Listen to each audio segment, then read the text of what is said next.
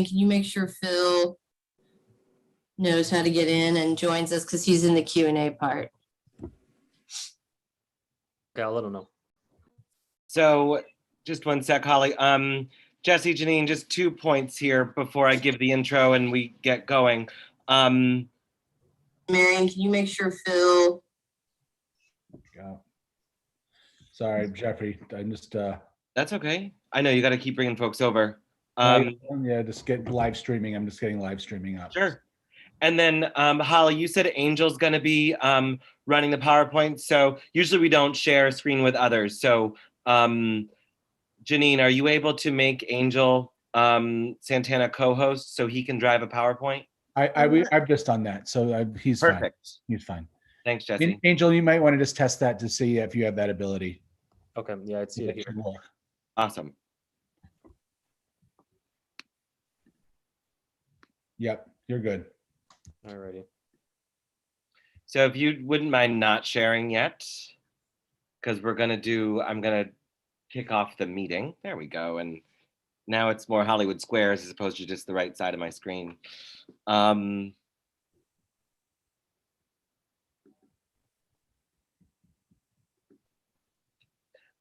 key reminder for those participating tonight, please rename yourself to your name. And those who say please rename or don't have their name, if you can do that, wave your mouse over your little square. You'll see 3 dots on the top right of your picture, and you can click rename and then type in your name. Similarly, you can, if you open the participants tab and scroll over the name that you think you are, you can click rename there as well. Janine, if you can confirm, we have quorum for Clue. I'm assuming we have quorum Yeah, for. Clue's fine. I think I'm missing one person for trans though. And Viren just got here, so we're good to go. Okay, good. Let's see.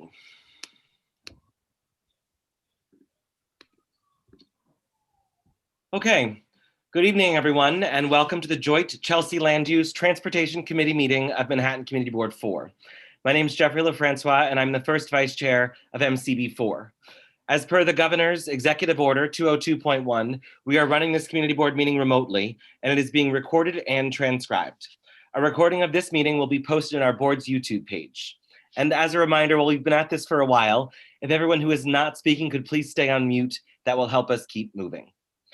In addition to the joint meeting this evening, the Transportation Committee will be taking up 2 additional items separately on a GoToMeeting platform once this portion of our meeting is over. Chelsea Land Use also has additional items to address. To start the meeting, we're hearing from the Empire State Development Corporation regarding the Empire Station Complex Plan, a proposal to transform the area around Penn Station.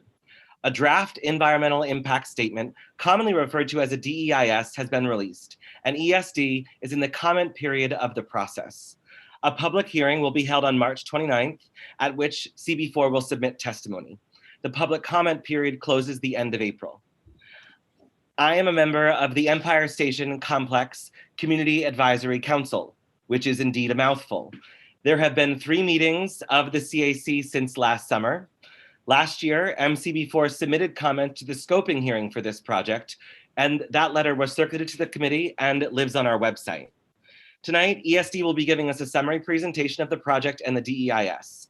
A number of questions were sent in advance to ESD that we hope they can answer this evening. Since they are in the public comment portion of their process, some questions may not be able to be answered directly this evening.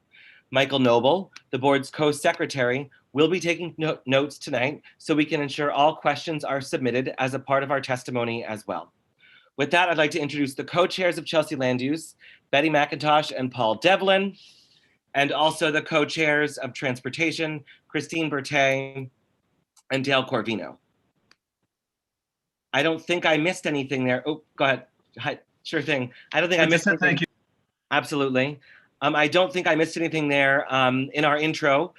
So without further ado, I want to pass it over to the folks at ESD, Holly Light, Marion Phillips. Angel, I think go ahead and share your screen if that's appropriate. So thank you, Jeffrey. Thank you, Community Board 4, for allowing us to come and share Jeffrey did express that the Community Advisory Committee or Council is a mouthful, so Jeffrey, just say CAC. Secondly, we do apologize up front for the fact that we are in the comment period and it's difficult to answer many of your questions tonight. We want to thank you all for submitting your questions in advance. We took the time to work some of the answers out that we could. However, all of your questions will be treated as comments as well and recorded as part of your submission. So we will accept these as one form of your submission, understanding that you're going to be sending us a letter or a testimony, and you may or may not be speaking on the 29th as well. So we do want to thank you for that. So we're going to go ahead and kick off. We're going to go ahead and present the project and the DEIS and answer your questions all in one presentation. And if we have time or are able to do any follow-up, we'll be more than happy to do so. Angel, if you would share the screen, and then Holly and Rachel will take this portion. Rachel Light is the EVP for real estate. Rachel is our Vice President for environmental. They will take this portion of the presentation from here. Again, thank you all for allowing us to come, and thank you all for engaging us in a project that has tremendous impact, and we're looking forward to continuing to work with you.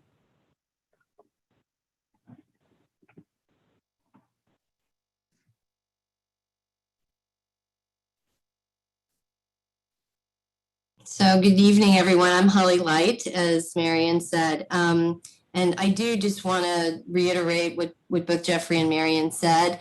The magic or of the comment period is that under SECRA, which is the state approvals public review process, we have to have in writing every single question that gets asked of us in the comment period and at the public hearing, and then have an official response that is in writing. And so because of that pretty cumbersome process, we really, in this process, we want to make sure that any questions get submitted can get answered thoroughly and that all of the public has access to the same answers. And that's why we asked the community board and committees for questions in advance so that we can make sure that we then include all of those questions and answers in our written response to comments.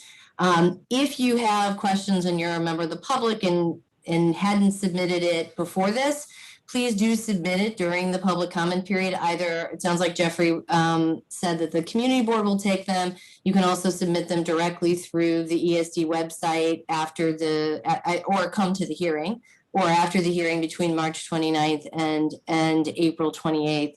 We'll be collecting those, so you will get the answers as part of that at that point.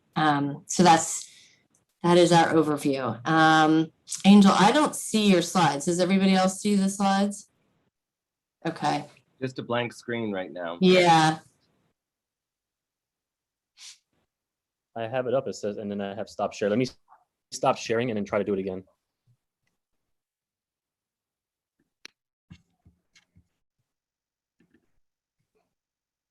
Does everybody see that now? It's still just blank.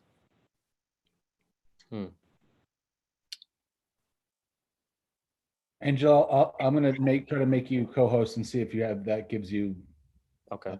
abilities that for some reason you're not able.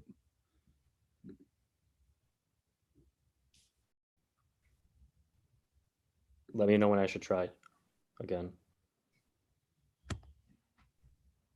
Should try again now. Can you see that now? No. No. No, Angel, it sort of blinks on, but then blinks away. Angel, you want to email it to Jesse, the presentation? Sorry, everyone. Yep, I'll do that right now.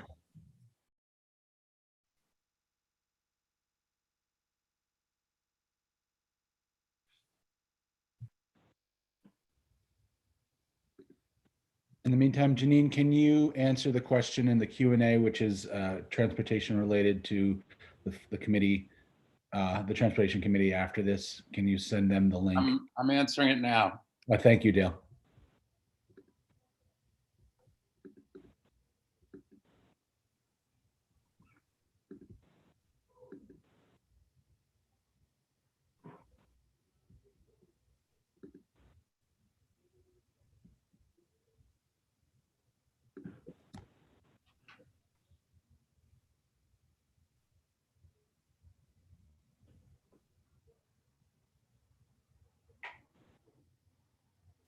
Bizarre, I don't see it. I don't see the question. It was there, Christine. It's if you click Q&A and then it's in the answered portion.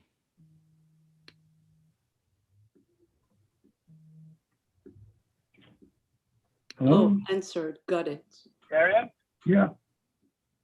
Hi, it's Ali from Brookfield. Return the phone. Hey, man, how are you? Marion, you're not on mute. Good, how are you? I'm sorry for the late call back. Just a minute, Alan. I got him.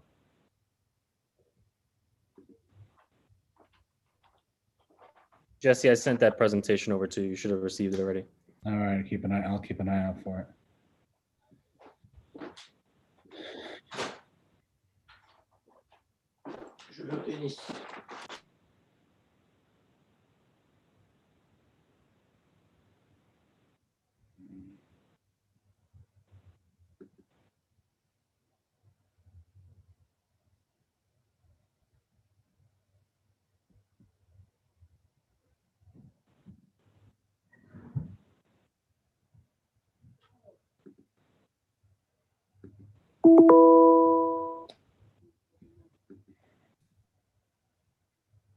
There we go. Okay.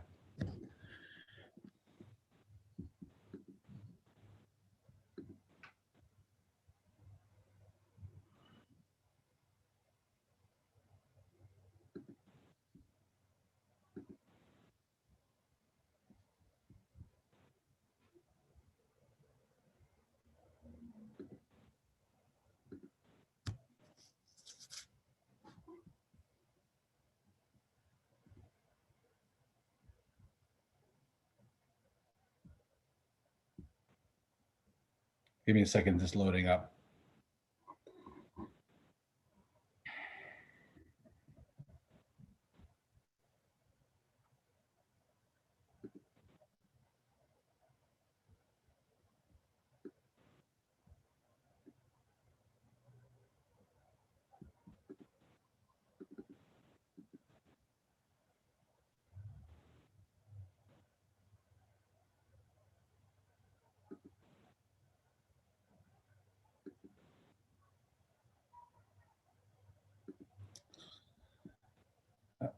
Okay.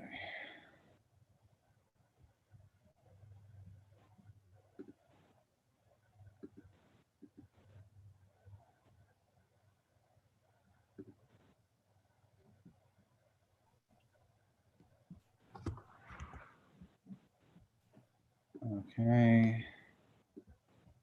Let's see if this works.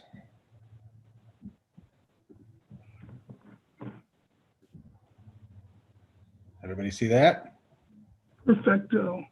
Yes. Okay.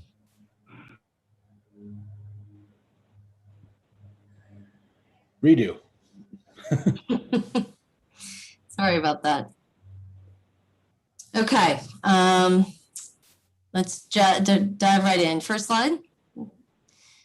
Okay, so this is just a quick update. As Jeffrey said, the CAC has met 3 times. Actually, I guess we had a 4th meeting last week with the MTA as a kind of it wasn't exactly a CAC meeting, but we did have a meeting last week. Since the scoping, which was the last time that we had a public hearing, we have had ongoing coordination with MTA, Amtrak, and New Jersey Transit. While their projects to renovate and expand Penn that they're looking at are separate, they're obviously related. So we are coordinating really closely to ensure that the transportation improvements in this plan are well coordinated with their plans. We also have ongoing consultation with the city, particularly with city planning and DOT. They have been advising and working really closely with Phil McGuire on our team, particularly on the public realm and public transportation improvements and on the design guidelines.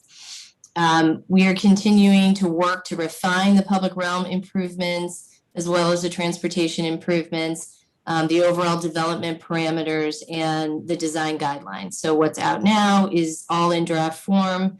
The general project plan, the design guidelines, and the draft EIS are all still being refined. We released the draft EIS and the draft general project plan on February 18th, had a director's meeting that was virtual, and it was approved to go forward at that point into, and they approved having the public hearing, which will be on March 29th. Next slide. So this is what the ESD directors approved at the meeting: the adoption of the proposed general project plan, the acceptance of the draft environmental impact statement, and the authorization to hold a hearing on both. And the draft design guidelines and neighborhood condition study were included with those. All of that is online, and we will show you the links to the ESD website at the end. Next. Here's the timeline. We're just past kind of the middle of this now. We had the notice of the scoping for the EIS back in July of 2020, and then had a public scoping meeting, followed by a 30-day comment period. The final scope of work was released in December, and then now we are at the draft EIS and GPP phase. Public hearing, as we said, that will be followed by a 30-day comment period, and then we will have hopefully the approval for the final EIS and final GPP this summer. Next. Okay, this is just to give a little overview of the general project plan, and just to give a quick summary of what the state's process is. State properties do not go through ULURP, which is the city public approvals process. ESD properties or state properties would go through, and state projects go through a general project plan, which basically we work in consultation with a municipality. When we do a general project plan, it's a different approvals process, and the general project plan and the design guidelines lay out what is essentially in lieu of the local zoning. So some of your questions were about how some of the elements of this interact with the local zoning, and Phil McGuire will go over that a little bit. Some of the local zoning we will defer to, but there are certain actions that we will override the zoning in. Overall, a quick summary of it. The idea is a comprehensive redevelopment initiative here to create a revitalized mixed-use district centered around Penn Station. It would allow for 10 buildings on 8 development sites, and would support the reconstruction and potential southward expansion of Penn Station through a funding framework. It allows for about 20 million gross square feet of primarily commercial, office, retail, and hotel space. And there's also potentially residential space on 3 of the sites. We have an alternative for that we'll talk about a little bit later. As I said, most of it is for office space, so we do have the residential alternative. There's also an allowance for about 1,300 hotel rooms, about 800,000 gross square feet of retail, garage space, and then the residential alternative up to about 1,800 units. There, in addition, will be a series of public transit improvements and public realm improvements, all of which will help mitigate some of the impacts of the project. I should add that the 20 million gross square feet is about double what's as of right now. And that includes that we will extinguish the air rights over the Farley Building and Moynihan. Those become part of that 20 million total gross square feet. That's not in addition to those. Next slide, please.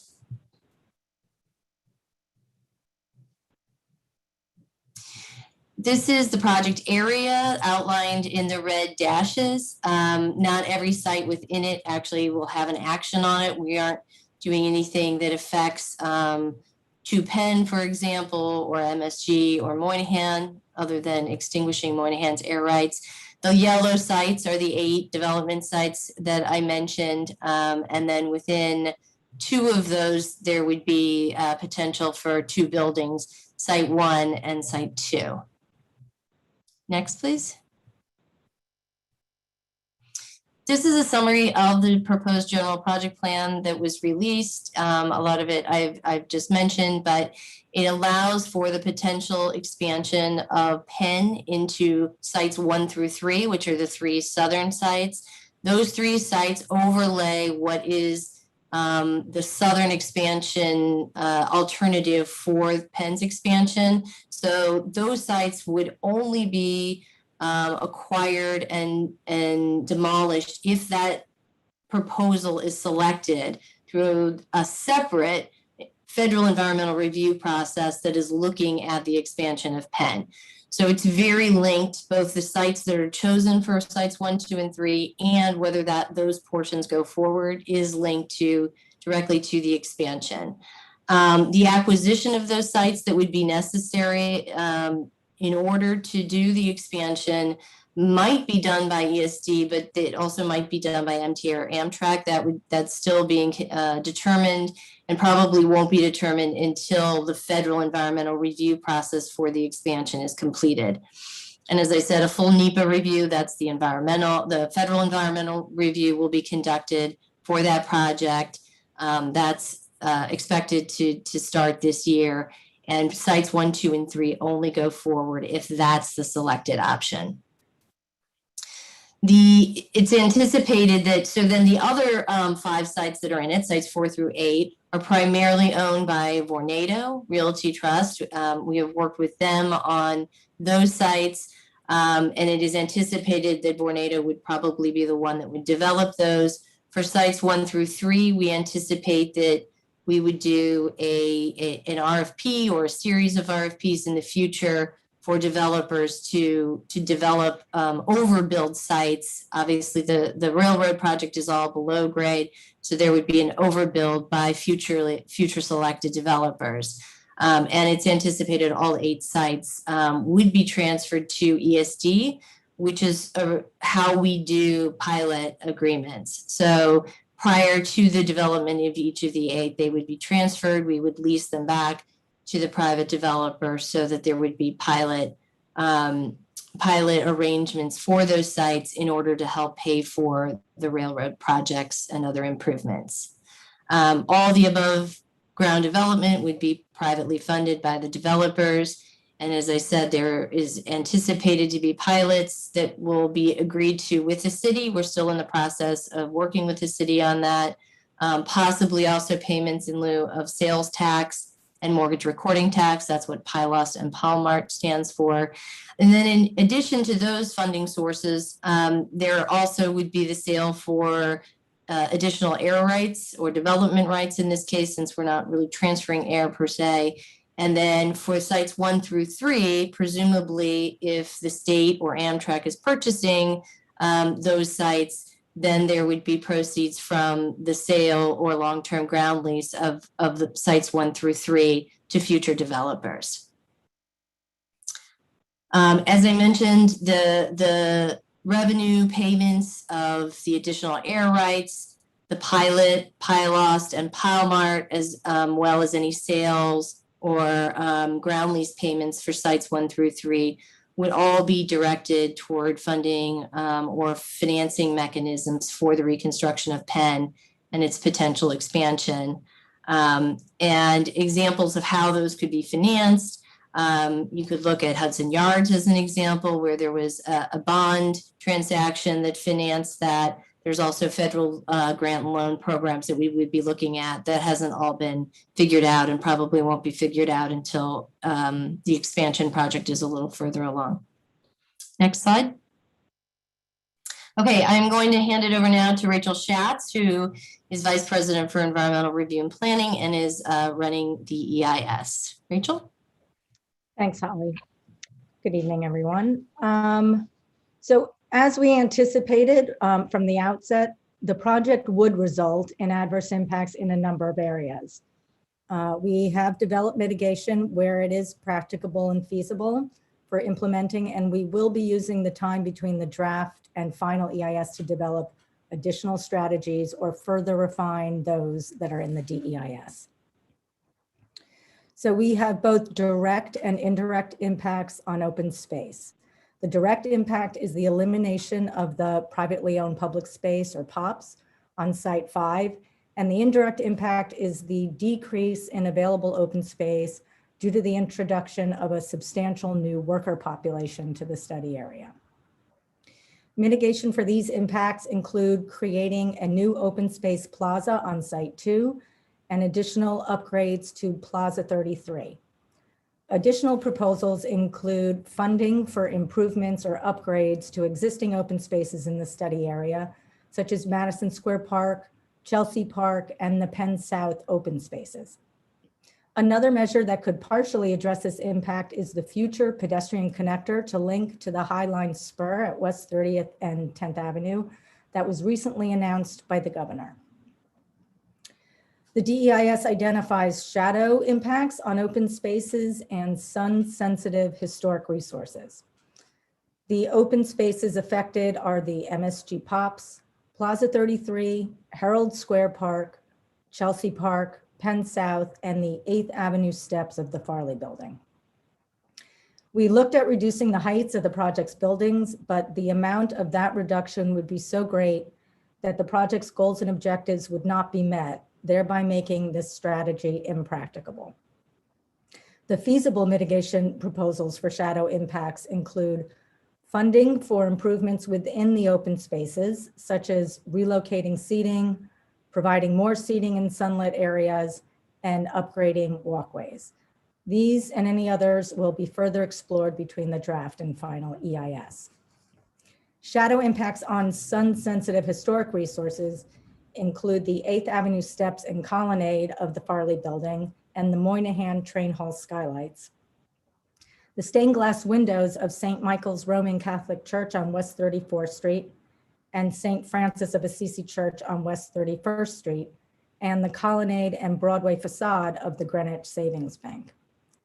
ESD will consult with the State Historic Preservation Office, or SHPO, on appropriate mitigation measures for these resources. One possibility for the churches is to provide artificial lighting to simulate sunlight on their stained glass windows. Direct impacts on historic resources include the removal of the 15 Penn building at Site 7 and buildings on Sites 2 and 3. Retaining these structures would not meet the project's goals and objectives, and partial mitigation has been proposed, including conducting historic American building surveys, or HABs, documentation for permanent recordation of these buildings. Another measure is to determine whether any significant architectural features from these buildings could be salvaged and incorporated into the new buildings or the station. There would also be indirect impacts to 6 historic structures in the area that are within 90 feet of a construction site, and construction protection plans would be required for these. Demolition of the Church of St. John the Baptist on Site 2 and the Copper Sky Bridge spanning from Site 8 across West 32nd Street constitute direct adverse visual resource impacts. In addition, development on Sites 2 and 6 would result in partially obstructing views of the Empire State Building along the West 34th Street corridor.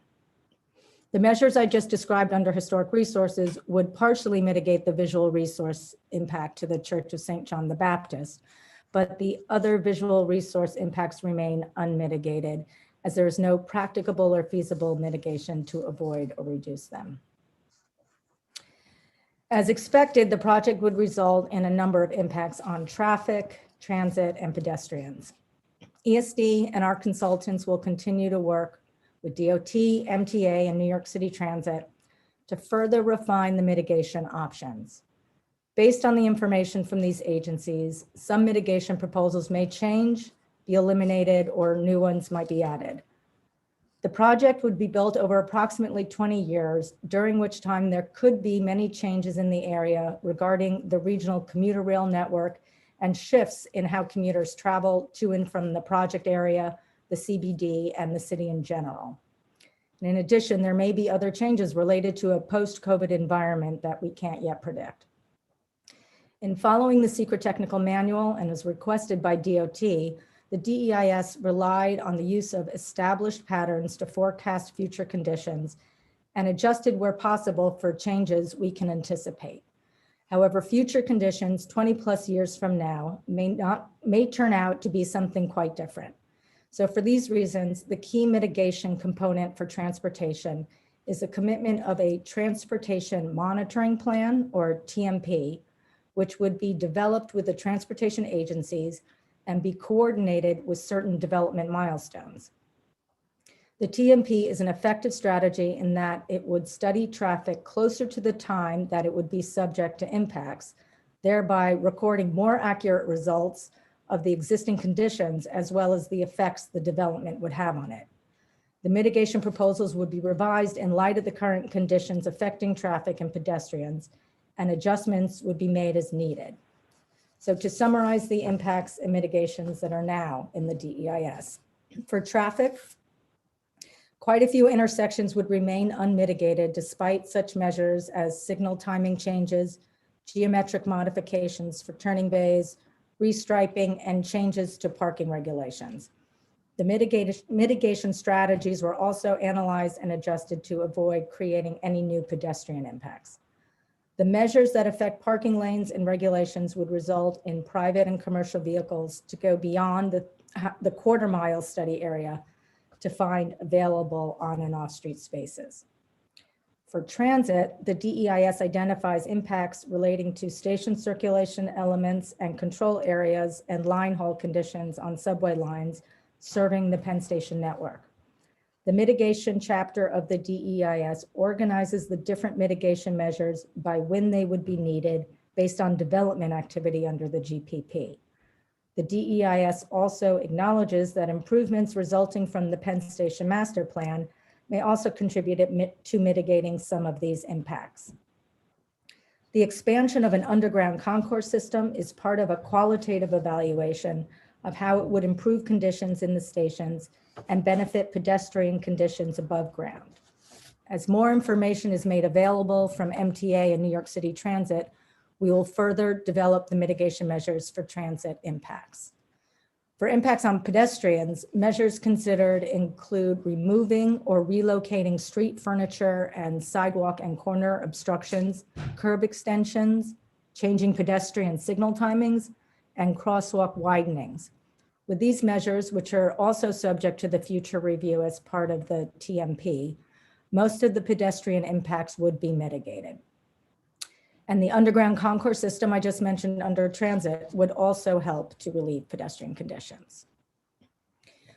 Noise impacts from the truck traffic on DOT designated truck routes generated by the project would be experienced along West 31st and West 30th Streets. For the residential buildings that don't already have either or both storm windows or alternate means of ventilation, such as window air conditioners, the developers of the project sites would be responsible for providing and installing these attenuating measures at no cost to the resident or owner of the affected unit. These measures do not fully mitigate the noise impact, however, as the interior noise levels would still be above the acceptable limits during the peak hour of truck activity. There would also be impacts during the construction period in the areas of traffic, noise, and localized neighborhood character. The construction traffic impacts could be mitigated by similar strategies I described under operational traffic. Most of the intersections could be mitigated, but not all. Due to construction noise, a number of required measures would be put in place to minimize noise impacts, such as drilling piles instead of driving, ensuring that construction equipment meets the noise code, where feasible, replacing diesel and gas-powered equipment with electric, minimizing the use of backup alarms on construction vehicles, enforcing idling restrictions, erecting noise barriers, and using path noise control measures, such as portable barriers, panels, enclosures, and acoustical tents. There would be localized impacts on neighborhood character due to the long-term construction activity. Measures to reduce noise, air quality, and vibration would help to alleviate the impact, but it wouldn't be able to be fully mitigated.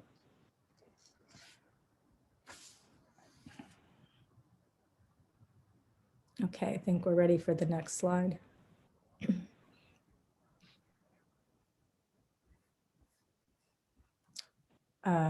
want me to continue, Holly? Yeah, sure. Okay. All right. So this just recaps the information we provided earlier. We are having a virtual public hearing. And you can, I know this is a little difficult to try to jot down here, but if you go to our website, all of this information is available there. Instructions for how to join and the executive summary and the full DEIS is available on the website, as is the GPP and the other studies that we mentioned before, the design guidelines and the neighborhood conditions study. Then the comment period will be open until April 28th, and we will accept comments. In addition to testimony at the hearing, we'll accept comments by email, and the address for sending in comments by regular mail are also on our website. And I think that's the last slide, right? Oh, there's more links for you to.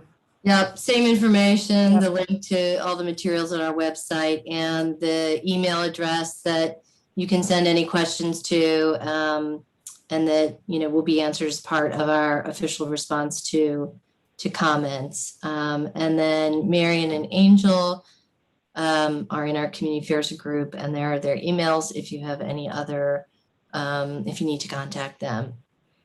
And then I think our next slide starts the questions that we received from you all. So, okay, great. So thank you all for gathering all those the questions in advance so that we were able to spend some time answering some of the questions from the Land Use Committee. Phil McGuire is going to join Rachel and me, and we'll sort of tag team on these. And I think the first couple are Phil's, yes? Can you guys hear me? Yep. Good. Okay. So first three questions relate to ADA accessibility at platforms and elevators. Just to clarify, we assumed that you were talking about the subway stations and the subway platforms. According to the MTA, all of the subway platforms are accessible at 34th Street and 6th, 7th and 8th Avenue stations. And any elevators that are nearing the end of their useful life will get replaced. But if there's any specific places or locations that you would like us to look at and address, please let us know. I think that covers questions 1, 2, and 3.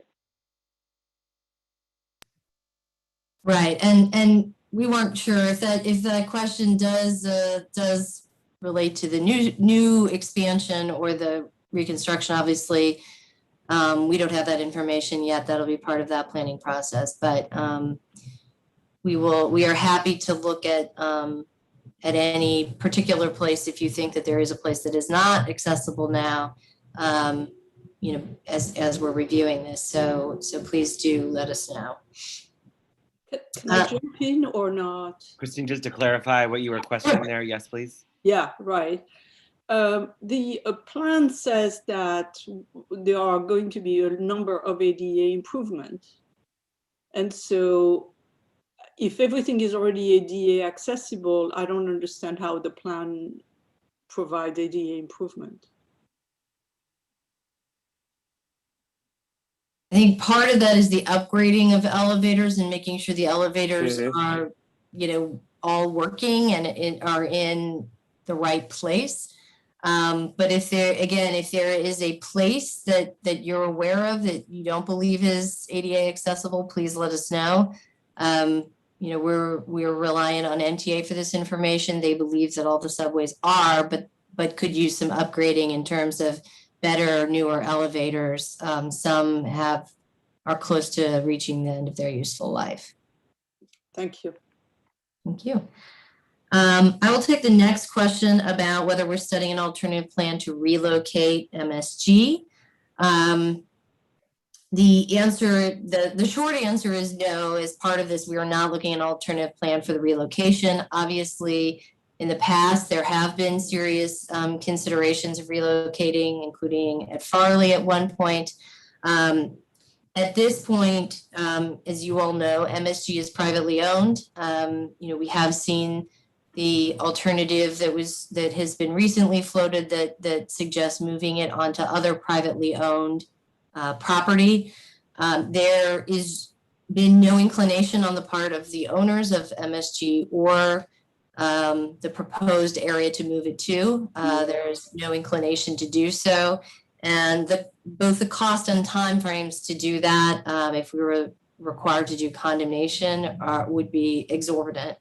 I think the feeling on this in studying, and particularly after the MTA has done their master plan, is that we cannot afford to have another generation not have improvements to Penn, particularly from a safety perspective, even holding aside aesthetics and all the other things that we want to do with Penn to make it better. And we believe that after a year plus of study that the MTA has done, that not only can this be a safer station with MSG still in location, but it can be a truly great station by pursuing some of the plans that have been studied. So at this point, we are not looking at possibly moving MSG at this time.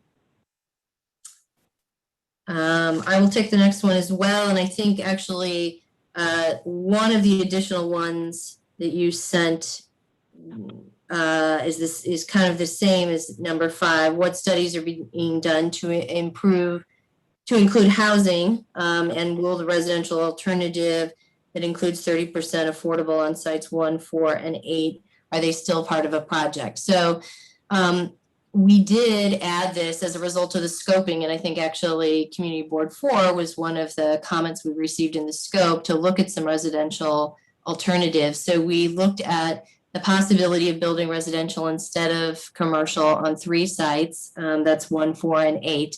And the EIS is including analysis of the impacts of that in it. So we can make this as part of the final general project plan as an alternative, so that it would allow the developers of those 3 sites to do either commercial or the residential alternative, which would require 30% affordable. So that if that would allow for up to 1,798 residential units, and if 30% of those are affordable, that would be about 540 affordable units. So the final general project plan could allow for either a commercial or residential alternative. Certainly, if you, as a board, feel like that should be included, we would welcome that comment as part of the comment period. Next question was about community services, particularly supportive services for the homeless. We are in contact and have had several conversations with Urban Pathways, which is runs the drop-in center on Block 780, the southern site, about their relocation needs. If Block 780 and sites 1, 2, and 3 do end up getting acquired and the southern expansion project goes forward, we would work closely, we or whoever is doing the relocation and the condemnation would work very closely with them to relocate.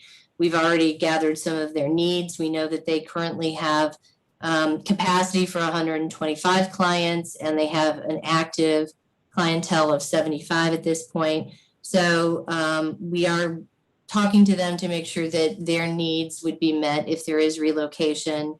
And the railroads, obviously, as part of their planning for Penn, would be looking at the services that would be provided actually in the station itself. At the time that there would be any development on sites 1, 2, and 3, we would reassess Oliveri's needs at that time, but we would continue to work with them closely and make sure that need is met and that they are relocated to continue serving the clientele in that area. Phil, I think the next couple are you. And I should say, I don't think Sure. we use Phil is our Vice President of Design and Construction. Thanks, Holly. Okay, so question 7, additional sidewalk space.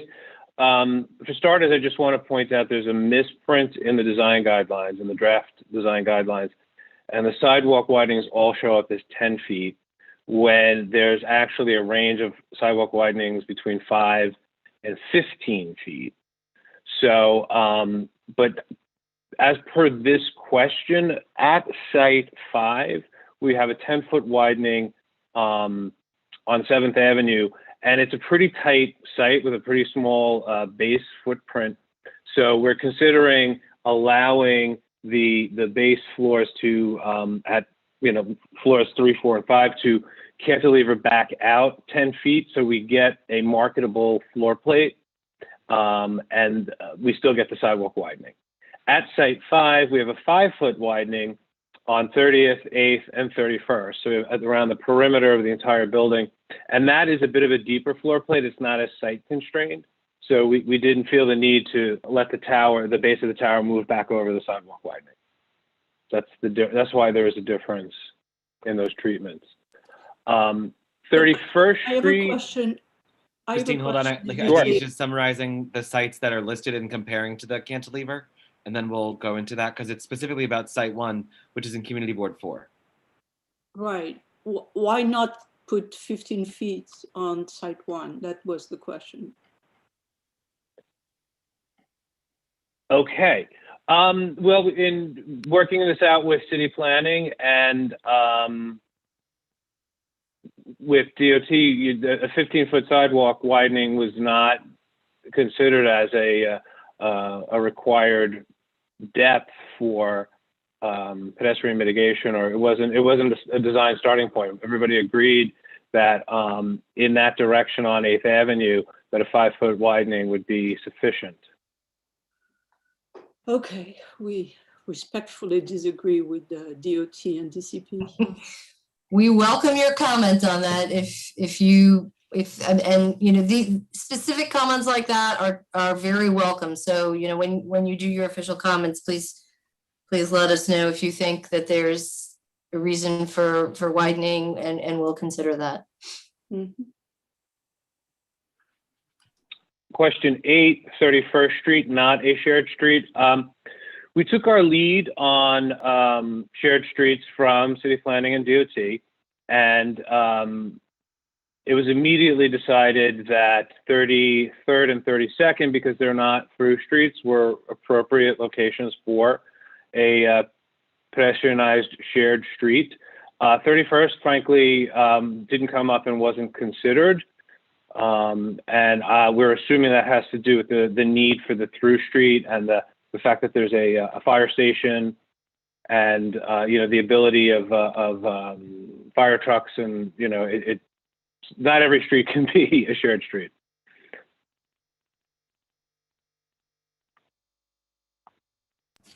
Question 9. Right. So the next one, number 9, I actually coupled with 15, which asks, what is the plan for traffic and pedestrian crossings which cannot be mitigated? So that with why is there no mitigation at West 34th Street and 8th Avenue? So regarding 9, using standard mitigation techniques such as signal timing, restriping, or geometric modifications, there were no feasible measures that wouldn't result in creating other impacts at the intersection of 34th Street and 8th. So that's why that one remains unmitigated. And then to answer both, it's important to note that the DEIS used conservative assumptions in developing our reasonable worst case development scenario and the trips projected for the GPP program that was analyzed. And as well, the SECRA impact criteria are also very conservative. And as a result, even slight deteriorations in conditions in highly congested areas, such as Penn Station area, can trigger significant adverse impacts under SECRA. And it's also worth noting that the analysis does not account for changes in travel behavior in response to the changing environment. And not only is there uncertainty regarding how people would resume traveling to and from work post-COVID, but the transportation infrastructure in the city is continuing to evolve with greater emphasis on the transit and public realm to more equitably accommodate the broader population. And furthermore, policies such as the potential tolling of vehicles traveling to the CBD could further reduce travel to the area. So as I described earlier in the presentation portion, since we recognize that future conditions in the Penn Station area could evolve to something quite different from the current conditions our analyses were based on, we're committing to a transportation monitoring program, the TMP. And the TMP would be developed in coordination with the transportation agencies and would be implemented at future points in time during and after project build out. And the TMP would study actual conditions and implement improvements that would be responsive to the current condition. So it's possible that actual impacted locations could be fewer than what we've projected, and additional mitigation strategies could be available then. Thanks, Rachel. Question 10, why is there so much parking in a transit-oriented location? Just to be clear, the parking is not required. We're permitting some amount of parking if it is decided in the future that, at the time of construction, that there's a market demand for that parking. So it amounts to 400 spots across the entire district. We feel this is a de minimis amount of parking. If you consider that as a gross square foot ratio, it's one space for every 50,000 square feet of development. So it's not a tremendous amount of parking at all, and it might not necessarily even get built. Questions 11 and 12, yes, loading docks, yes, staging for trash. We're not overriding the New York City zoning regulations on loading. So we directly reference those in the design guidelines. Cycling infrastructure, question 13. So 31st Street, east-west bike lane is right now being considered as a standard lane, not a protected lane. But the final lane design will be determined by DOT. City bike share stations, I don't believe we're considering a change to the layout of those. We can work with City Bike to make those changes. And we are in the process of working with DOT on the public bike parking locations, the amount and the locations of all of those. And those will show up in the final design guidelines. And then as far as the last point on that is that bike rooms in new buildings will be required as part of the design guidelines. They're also required under the zoning, but we've sort of upped the amount of parking required and the quality of that space. We're doing a little bit better, I think, than New York City zoning on the bike rooms in the new buildings. Question 14, taxi, Uber pickup and drop off. There's no plan to change the existing 7th Avenue stand and lay-by lane configuration. All of that in front of 2 Penn is fixed. The geometry of 31st Street between 7th and 8th is still a work in progress, and we're working with DOT on the addition of lay-by lanes in that area, and we would add those to the final design guidelines. Holly, question 16. Yep. I will talk about the, so the pilots, those are still being negotiated with the city and with Vornado for their 5 sites. So we will have a little bit more about that in the final general project plan, but those are in negotiation at this point. 17, will there be an independent appraisal of costs of the projects? I'm presuming that means the 2 railroad projects. The detailed cost estimates will have to be done when the three railroads determine exactly what the reconstruction plan and expansion plans are at that time. They will do much more detailed cost estimates for those in order to push those forward toward reality. And the other obvious big piece of that will be that the railroads also need to reach agreement on their various roles and responsibilities and a cost sharing formula. So kind of all of those will be part and parcel as those two projects get refined. And I would say the same for number 18 on cost overruns. That will all be determined as part of the agreement that the railroads come to on those. But obviously, we would want to have a cost framework that accounts for contingencies. Will they cover the cost of mitigation? I'm assuming that means the pilots. The pilots and the other financial tools that I mentioned earlier, PILOS, PILMART, purchase of additional air rights and potential sales or lease revenues for sites 1 through 3. All of those would cover the cost of some of the mitigation. And then there will be some mitigation that will be anticipated to be paid for directly by the developers of the sites. So some of the on-site mitigation that's within buildings would be anticipated to be borne by the developers of those buildings, and then others would be covered by some of the revenues that would be produced through those various financial mechanisms. Bill? Thanks, Holly. Question 20, LED signs, Site 1 and Site 2.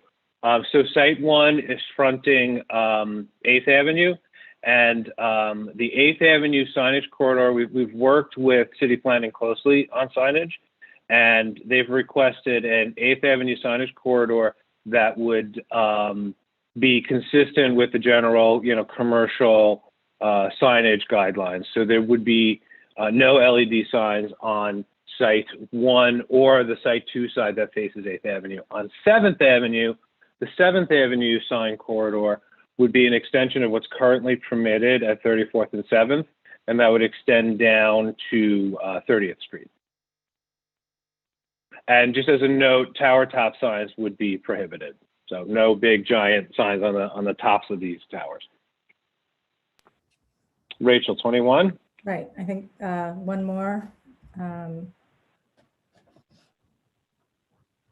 Oh, that's not the same 21. The 21 I have is, what are the mitigation plans for the 16 years of construction? So as I explained earlier in the presentation, there would be impacts during the construction period in the areas of traffic, noise, and localized neighborhood character. The construction traffic impacts could be mitigated by similar strategies recommended for operational traffic impacts, and most of the intersections could be mitigated, but not all.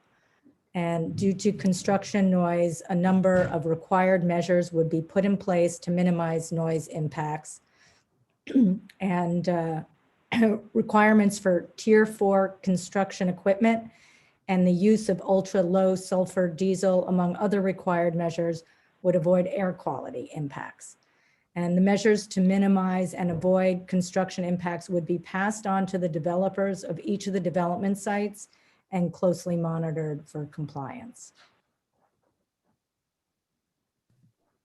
So this 21, I think I covered earlier in answering question 5. As I said then, we are studying the residential alternative as part of the EIS for the 3 sites that were proposed.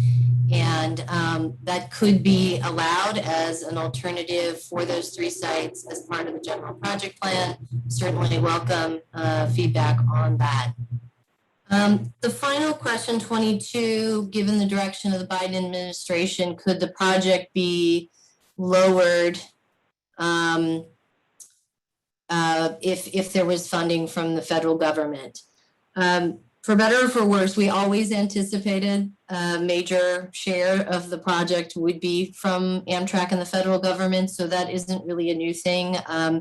With projects of this scale, obviously, it's almost impossible to do something this ambitious without the federal government. So that's always been factored into how we've looked at this project, that there would be significant financial responsibility at the federal level. That seems, we're glad that that seems to be all the more, that the potential for that is all the greater because of supportive administration for these kinds of infrastructure projects. But it doesn't really change our approach to the project or to the need for funding through the framework that we've suggested.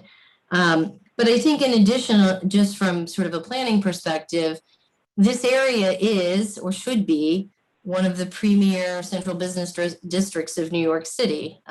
There is no place that has more transit. It's the largest transportation hub in the Western Hemisphere, as we know. And this is exactly where we do believe, and the city has joined us in this, that this is a place that we should be pursuing growth for the city, where you have such a transit-rich area. So, you know, we are working very closely with city planning on the density here, and we think that it is appropriate to make this a dense place, and to make this a place where New York grows. And you know, the fact that it hasn't grown when you compare it to Lower Manhattan or you know, the area around the East Midtown rezoning is really, in some ways, I think, an unfortunate economic development failure of this area. That the last major building here was built in the 70s is not something that we want to keep, that we would like to replicate or keep. So we do believe this is really a good place for this kind of growth. Now, that said, we certainly, again, welcome comments from you during the comment period and the hearing about what your thoughts are on that. You know, obviously, we would consider those and balance those with the ambitious goals of the project from the funding perspective, but we certainly welcome your input on that and would take it into consideration. So I think those are all the questions, and as we said earlier, we welcome further questions from both the community board and the committees, as well as the public at large, as part of our comment period, and will provide answers, and we'll take them all into consideration as we go forward. And when our comment period is over at the end of April, you know, we're happy to come back and certainly meet again. Thank you, Holly. Appreciate the presentation and responses to the questions that we sent along in advance. Just for the committee's reference, I mean, a lot of those are very technical questions. We have the opportunity to sort of respond further in our testimony, and then it's the state's responsibility, literally. They submit and print questions that we would then go through. But Holly, just can you clarify for us, we're in this comment period on the draft EIS, right. And then you're going to take a couple of months and you're going to remove the word draft, and it's going to become the environmental impact statement that informs the general project plan, right? Yes. And so after this comment period, there's no more time for formal public comment. Is that correct? The public hearing is the last public hearing, but there is opportunity when this goes before our board 2 more times for public comment at our board meetings. And then can you just, I know I had asked you this at the CAC meeting, but the TMP, and maybe that's Rachel, can you explain to folks the TMP a bit more? Because that seems like it's something that would come into effect later on down the line and provides a bit more flexibility for treatment. Right. So that was really our solution to addressing the volume of impacts that were projected in this study area and beyond. As I tried to explain earlier, We feel that there's a lot of conservative assumptions built into the analyses just because of, what DOT requires. There's very constraining assumptions that they impose not just on us, but on everybody. It's, very uniformly applied. And there's not a lot of room for seeing a project with its own individual conditions. And just knowing that there's going to be a tendency to move towards more mass transit and more policies that will make it more difficult to bring cars into this area. And also just knowing that, almost all of our EISs over predict what traffic usually ends up being. So what we're going to be providing is a commitment to come up with a monitoring plan that every developer will have some obligation to perform at whatever point of development they fall into. We will go back to the agencies. We will collect current data instead of using old data that needs to be calibrated to reflect current conditions. It will be actual data, and we will hopefully have more creative ideas about how to deal with congestion in the areas and how people get around using alternate modes as well. And so the idea is to be able to have an opportunity to have an accurate reflection of the conditions and have some real mitigation strategies for implementation. I think anytime we have long-term projects, we found this is a better approach than trying to figure out every possible mitigation in the moment. So we've done this on a couple other projects recently. I'm sure Rachel's done this on many before my time, but it really helps you respond in a much more nuanced way. And obviously here, particularly with congestion pricing and what impact that might have, we think this is an opportunity to work with the community and stakeholders and the city agencies to make sure we're responding in real time. Thank you. I want to go briefly to Christine. I know you have your hand up. Paul also put his hand up. I'm going to go to Paul, who's co-chair of land use, then Christine. Paul? Thank you. I think I just have some overall comments that I'd like to share because I know that we're not going to be able to answer specific questions, but I'm a little bit disturbed to continue to hear statements like the mitigation for shadows can't be done because it makes the project no longer economic feasible. The impacts on historic resources can't be done because it doesn't make the overall project economically feasible. We can't expand sidewalks without cantilevering office space to make marketable footprints. And it seems to me that a lot of this decision is being driven by what Vornado wants as opposed to what the community wants. And I think that we need to start thinking about this project because we all agree that this is a premier business destination. We can all agree that that needs to happen. But the focus seems to be on how does Vornado do it? But I'm also disturbed by, Rachel, your comments about the mitigation for 34th and 8th is you talk about negative impacts. You don't mention the word vehicular negative impacts, which is what I'm assuming you're talking about. But we in this community care about pedestrian and foot traffic impacts. So using an outdated SECA model to make determinations on car traffic flow, when we're concerned, all of our statements are about expanding sidewalks, making it more ADA compliant. Our issues are making this accessible to our community and not necessarily accessible to the drivers who come into our community. And so it is disturbing to hear you talk about you can't mitigate because it negatively impacts vehicular traffic. And so the comments on mitigation are a little bit disturbing to me. I'd also like to point out this is the first time that I'm hearing that sites 1, 2, and 3 may not be a part of the project unless appropriate funding can be found. And those are the areas that are most directly impacting Community Board 4 and the residential complex Penn South just directly south of that. Let me just clarify. Let me just clarify that that's not a funding issue. It's that the NEPA is looking at several different places where the expansion could occur. And the southern option isn't the only one. So it only goes forward if that southern option on those sites is selected in the NEPA. And you also said, Holly, correct me if I'm wrong, that you said you'll have to sell those sites separately. It will be a different financial structure than what you have on the other sites that are already under the control of Renato.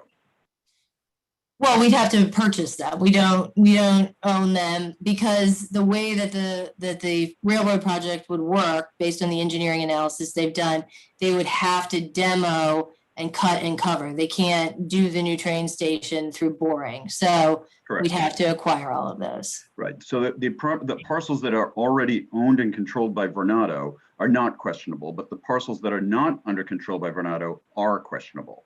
So once again, it points to the fact that it seems like Renato is the one driving this discussion, as opposed to the need for a premier business district in our community. And so it's distressing to hear that. I also am distressed to hear that the housing component, I appreciate that it's part of an alternative plan and alternative study, but that even at the output of the GPP, it might be an optional for the developer to decide whether or not to put housing units into these sites. And that is something that is critical to our community, is that we have housing units, and most notably affordable housing units. If we're going to have 20 million square feet of new construction, there needs to be some residential component, and it shouldn't be up to the developer to decide if they possibly want it, but it should be a component of this plan that is insisted upon. Okay, I think I've vented enough. Thank you. I do appreciate you guys coming. It is very helpful, and it's been a great oversight, but thank you for that. Yeah, and I just want to encourage brevity and succinctness, folks. We have multiple other items on the agenda tonight, and we're going to have a big discussion after this, I'm sure. So, Christine. Yeah, I'd like to follow up on the TMP. So, you can do a TMP as much as you want, but once the buildings are built, that's it. You can't now extend the sidewalk by 15 feet. So all these concepts are very convenient to push away all the mitigation issues. But they are not real, because if we have at 34 and 8, 1,000 more pedestrian per hour crossing, well, we're going to have to do something about that. We can't just say, oh, let's do a TMP letter. And then if we on site 1, we do a 5-foot, 5-foot extension instead of 15 feet, well, then we won't be able to do it, because we have a bike lane there, and then we have another bike lane on 31st Street, and we won't be able to do it. So we will be in the same situation where we are today in the Penn Station area, where there is a massive overcrowding of pedestrians everywhere. And now you are proposing to add, more trains, and then to add 50% more density. And by definition, forget about the cars. That means that there are going to be twice as many pedestrians. So that's not, you don't need a TMP for that. This is by design. You are increasing the number of pedestrians tremendously. We need to address that now, not later. The cars, I agree, the cars' measurements are overstated. They are very conservative, but the pedestrians, we have numbers today, and we know what we're trying to do. So the TMP doesn't fly for the pedestrians. Thank you, Christine. David? Hi, I have a question for Rachel. You talked about some of the historic buildings, and including the Church of St. John the Baptist. Could you just reprise what you said about that specific building? Well, that building is on the 780 block. And as Holly explained, if the Penn expansion does get located to the south, which does involve Block 780 and the ends of the 2 blocks to the east and west of it. Those buildings would need to be demolished in order to create the train station there. So there's, and if that were to be the location of the expansion, there's no feasible mitigation to avoid that. Right. We're also looking definitely at the loss of the Gimbel's Bridge. David, I just want to, those are all east of 8th Avenue, and I really want to keep us focused on CB4. So if there's historic references in Community District 4, I know we're going to flag them in our letter for sure, but just want to state that. Right. There's also a very historic building on site too, which was the original building of the original Penn Station. And, you know, I'm wondering, it's just an assumption that's lost. I mean, is there any way of, any thought about maybe underpinning some of these buildings and building around them? The feasibility of keeping any of those structures and building the station are actually going to be explored in more detail in the NEPA EIS. There's a statute that requires anything that's to undergo a Section 106, which is the Federal Historic Preservation Act review, that it not be done in any other arrangement. So the full analysis of whether or not there's a way to avoid complete demolition of those buildings will be in more detail in the NEPA assessment. Okay, I do have one more question, and I'm not sure which of you this is for. But, you know, when I look at what the city is getting out of this, it's a much improved Penn Station, albeit as improved as it can be without Madison Square Garden going anywhere. And it's the addition of tracks and platforms. You know, that's what I see on one side of the equation. On the other side, I'm looking at 20 million square feet of development. And, you know, images in figures S3 and 4 in the executive study, where the new construction looks for all the world like the central business district of a mid-sized American city. That seems to be what's on the other side of the equation. Do I have this wrong? I mean, is all that development needed for what we're getting in an improved Penn Station? Or is there something else in the equation? Is there any way you can help me kind of square this in my mind? I mean, I think it's the combination of the funding for sure. But as I said before, it's also a feeling that this is the right place in New York City for future growth. Now, will that all happen, you know, immediately? Obviously, this is going to be a longer term plan, but this is an area that, you know, there was the East Midtown rezoning to really make sure that that TOD development there was supported, and this is a very similar goal for here. And in fact, obviously, this is even a larger commuter locus than even Grand Central. So it is the combination of, yes, supporting funding for probably the most important set of transportation projects that this region will have seen in decades. But it is also the fervent belief that this is the right place for future central business district growth. It just seems really a huge scale. And, you know, I'm trying to figure out, could it be scaled back and there would still be enough additional funding created to pay for the improved Penn Station? You know, as I said, we're scaling it to what we believe is needed for a very ambitious project. You know, this is going to be billions of dollars to do these projects, but we also welcome your detailed, you all are knowledgeable about planning, and we in the guise of understanding that we have very ambitious goals, we certainly welcome your feedback on it. Thank you. Thanks, David. Brad and then Betty. Yes, hi guys. The largest transit hub in the Northern Hemisphere And this is what New York City came up with. I am so disappointed. This is so underthinking. It's a massive site. I'm not with David.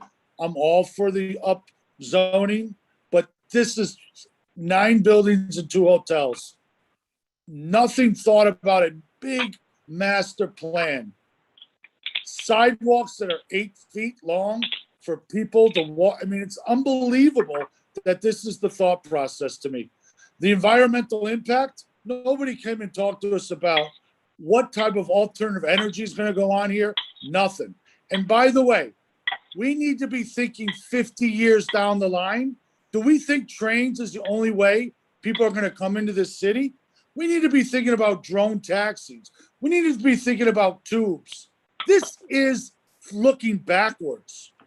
I'm so disappointed.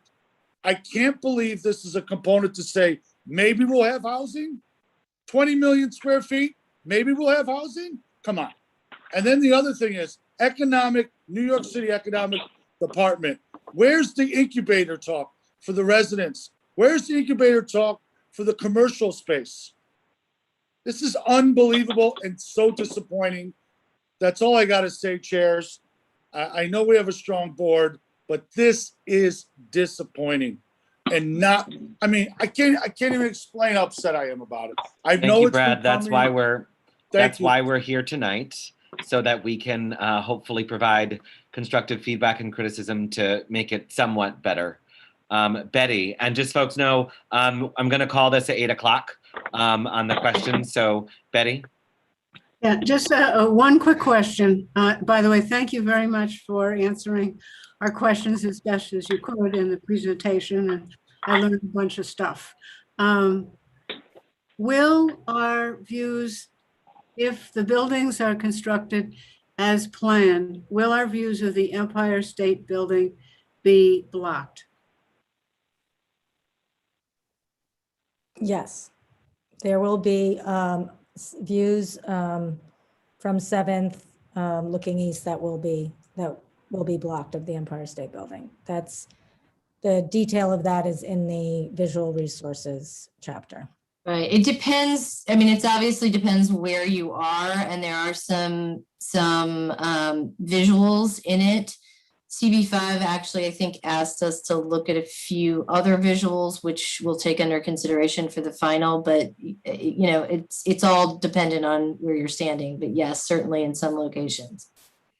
Oh, so are those graphics in the? Yes, there. Which document? Renderings showing that. Yes. In which document? I think it's chapter 7, the Urban Design Visual Resources chapter. In the draft EIS, Betty. Okay. Thank you. Right. They may not be in the executive summary, but in the chapter itself, they'll be there. Okay. Holly, Rachel, Marion, Phil, thank you all very much. We will be testifying on the 29th. My guess is we'll provide summary testimony and then provide a much more detailed letter to the team with our feedback and recommendations. So thank you for this. We're going to get to that discussion right now and take it from there. Jesse, anything else? You do have one. Thank you very much. I'm sorry, Marion. Very quickly, I'm sorry, you have one member of the public with their hand raised? I wasn't going to, but. Okay, sorry.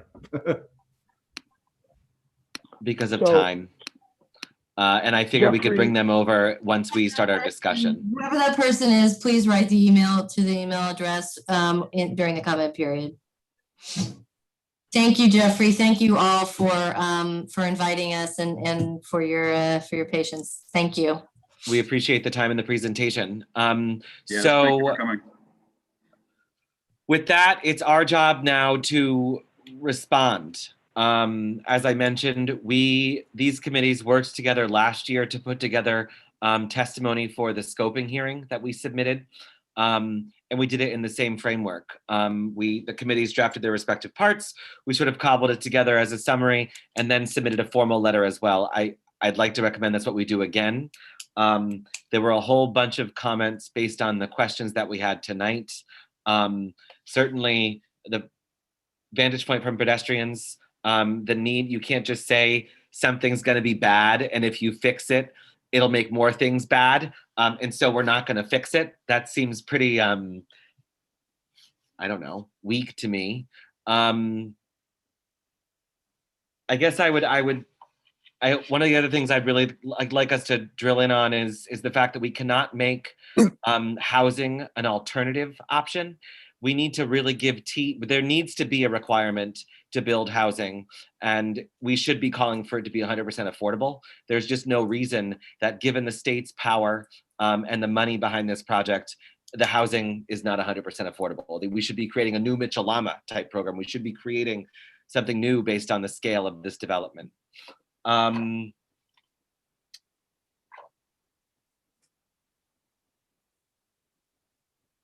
you want me to summarize a little bit the transportation stuff? Yeah, we can summarize transportation and we can summarize land use. So I just wanted to sort of throw that out there for framework. I think on the top level, it seems that to me that the density is just creating a whole lot of issues here. And there is a question about, should it be that dense? And I mean, I agree with residential, but even from the pedestrian, etc. I mean, if you are going to double the density, and the station is going to help you, the South Station is going to allow double number of people coming, you have to plan for that. And on the level of pedestrians, on the level of cyclists, and on the level of taxi and Ubers, it doesn't look like they are taking in account that doubling and how they're going to deal with that. So one way is to say, okay, you deal with it, or the other way is to say you reduce a little bit your density and you kind of deal with it. But from a design standpoint, I think we have it's like a whole bunch of building dropped in the city, and then the implications are not totally taken into account. Okay, I'm going in order of hands raised, folks. So it's going to be Dale and then Paul. Yeah, I just want to do some broader framing first. I almost feel like the same, moment that we had in Metro Baptist Church a few years ago in dealing with the Port Authority and their plans. Like, we're dealing with an agency that does not seem especially responsive to stakeholders. We're dealing with an agency that seems to have a stunted and unimaginative approach to the scoping.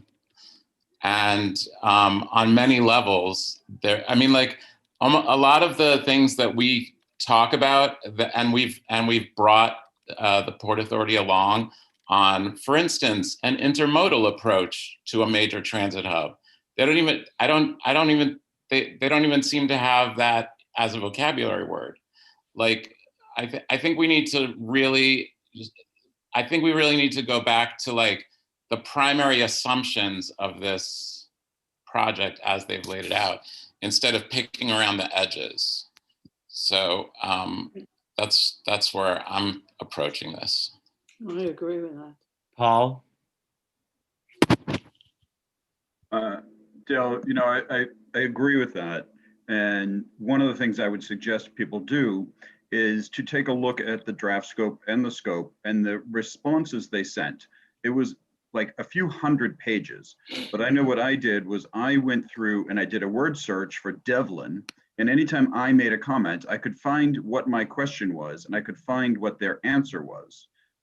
So, Brad, your points about this is not forward thinking. We asked about better energy sources. We looked at intermodal issues. We had a whole lot of things we raised in the scoping process that are not really a part of this draft EIS.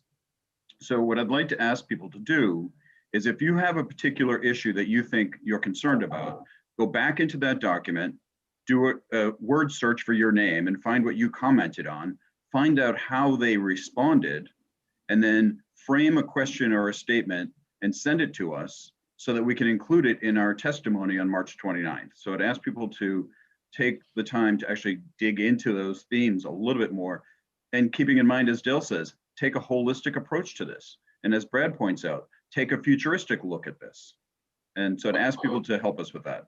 Also, sorry to double dip, but there was one other point I meant to make, and it dovetails with what Paul was saying, which is the other thing about the Port Authority is that we said to them, have a look in this mirror and look at how your approach in the past has done harm to this district, to this community. And they acknowledged that their myopic approach, their kind of like, hammer. Yeah, I think we're all very well aware of the progress that and very strong relationship we now have with the port because of that. I'm also saying, look, you need to examine the limitations of your own approach. You need to step outside and examine the limitations of your own methodology and approach to ESD. Bert? Yeah. I mean, I remember the first time we went over this, but it struck me much more now, listening to them, from what Paul has said, what Dale has talked about, Brad. This is supposed to be a transportation project, right? At its core, it's supposed to be a transportation project.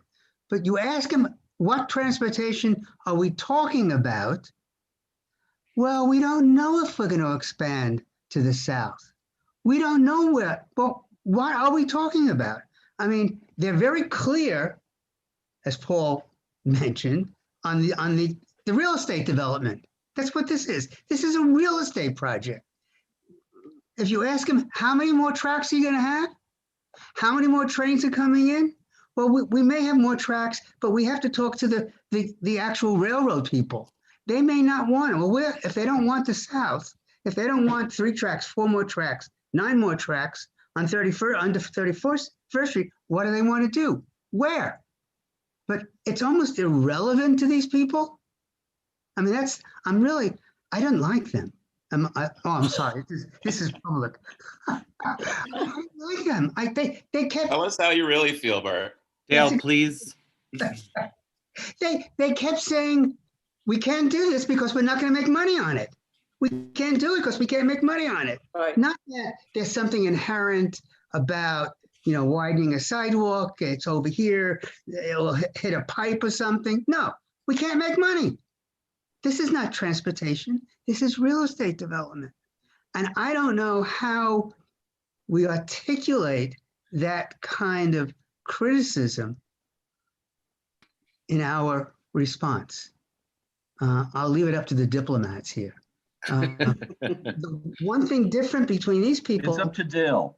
And the Port Authority people, the Port Authority is an ongoing organization that was here, is here, and will be here.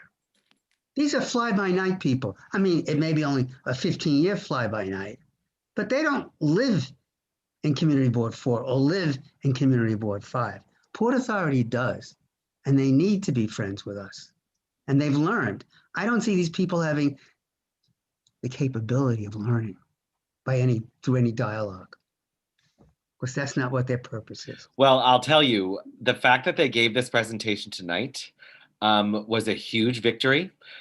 They showed up. We learned from our neighbors at Community Board 5, who frankly got shafted, screwed in the process. They expected the same presentation, and instead we're told, we have no presentation. Here's a couple of verbal bits of summary, and then wouldn't even entertain questions. So we learned, so unfortunately, in a bad way from our neighbors, but this is better than it certainly was. I'm not by any means defending the process, but we've extracted more than usual out of the process. Viren. Hi, and just going to echo most of the points that have been made. This is not a transportation plan. We should be requesting for a transportation plan. And without that plan, we should not be encouraging any kind of discussion about real estate development, number one. Number two, no transportation plan is complete without understanding the increased volumes of pedestrian traffic. I mean, if people are going to come in here, whether they come by bus, train, or whatever have you, lunchtime they're going to be pouring outside. They're going to be occupying streets. And if you're still producing the 19th century 5 feet or 8 feet wide sidewalk, that is ridiculous. If you look at 42nd Street, the way it changed, taking into account the pedestrian volumes, these guys should be doing better than what they're doing now. Last but not the least is, even when you talk about the sidewalks, it's not merely about the width of the sidewalk, but what kind of sidewalk it's going to be.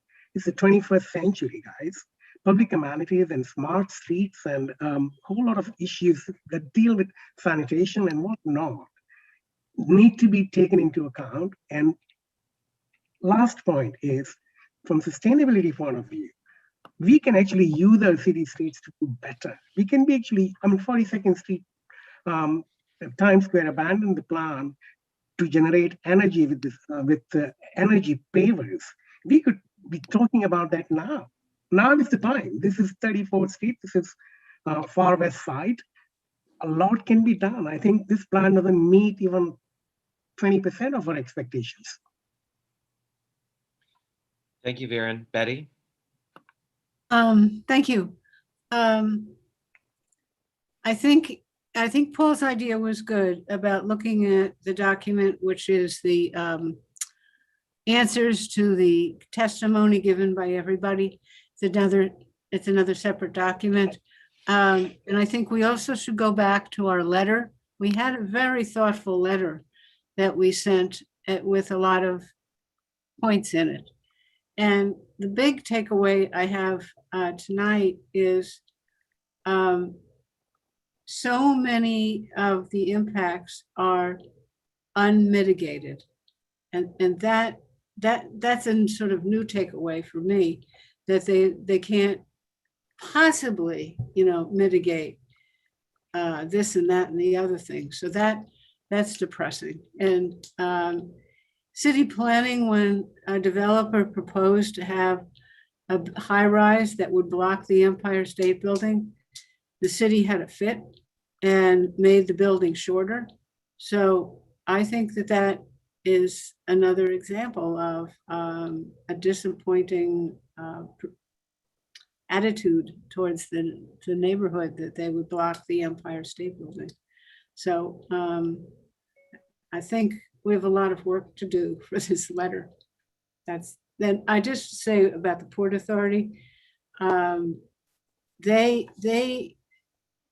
we in the community got all the elected officials to oppose the first initial plan for the Port Authority. Now, so far, I don't think we've worked very hard to get our elected officials on board with us. So I think we need to think about that. That's my last thought.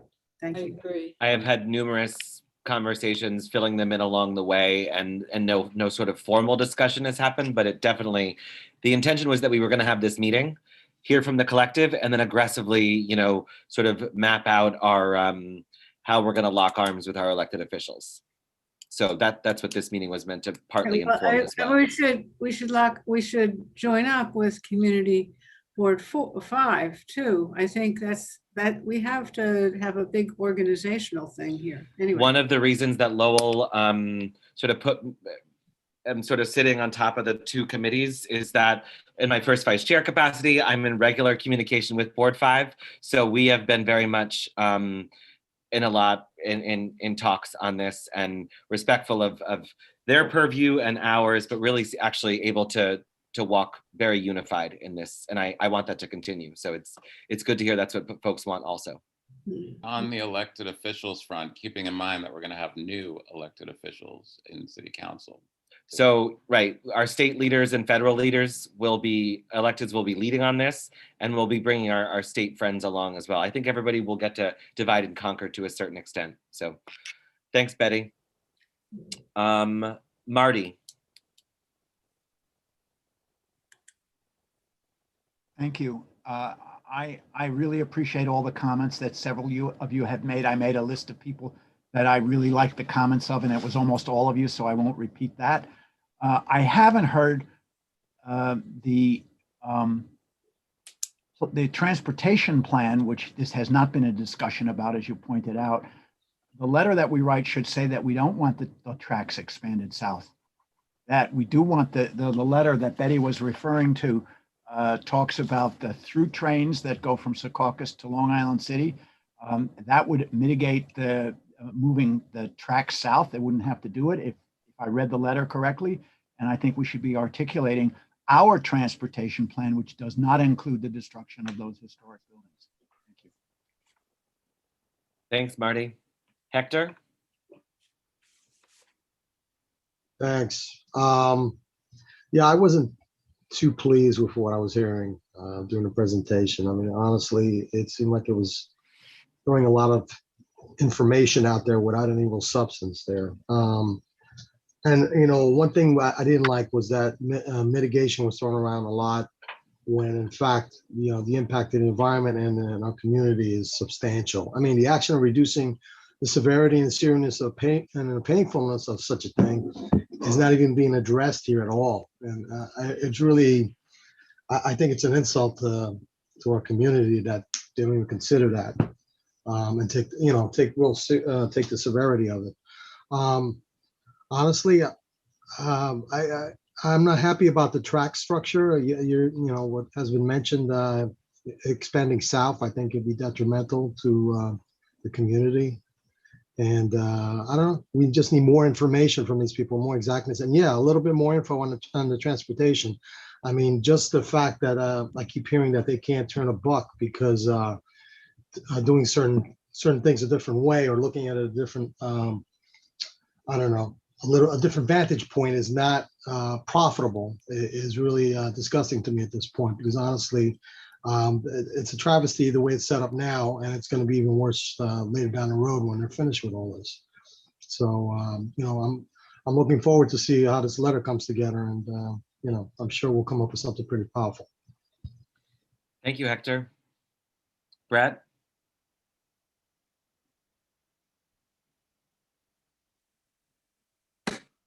You say Brett or Brad?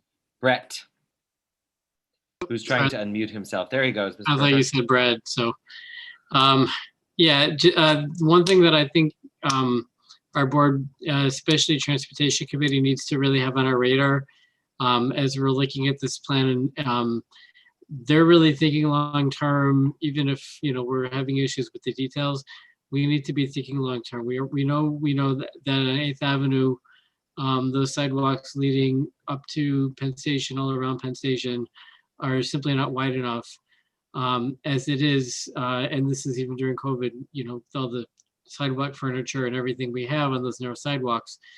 We know the issues we've had around Port Authority, bus terminal, where we've had people walking in the streets because the sidewalks during rush hour aren't wide enough.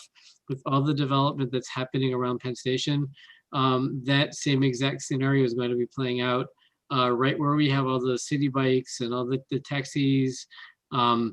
Now is the time where we need to be getting DOT, city DOT, to start listening to what's happening with this plan.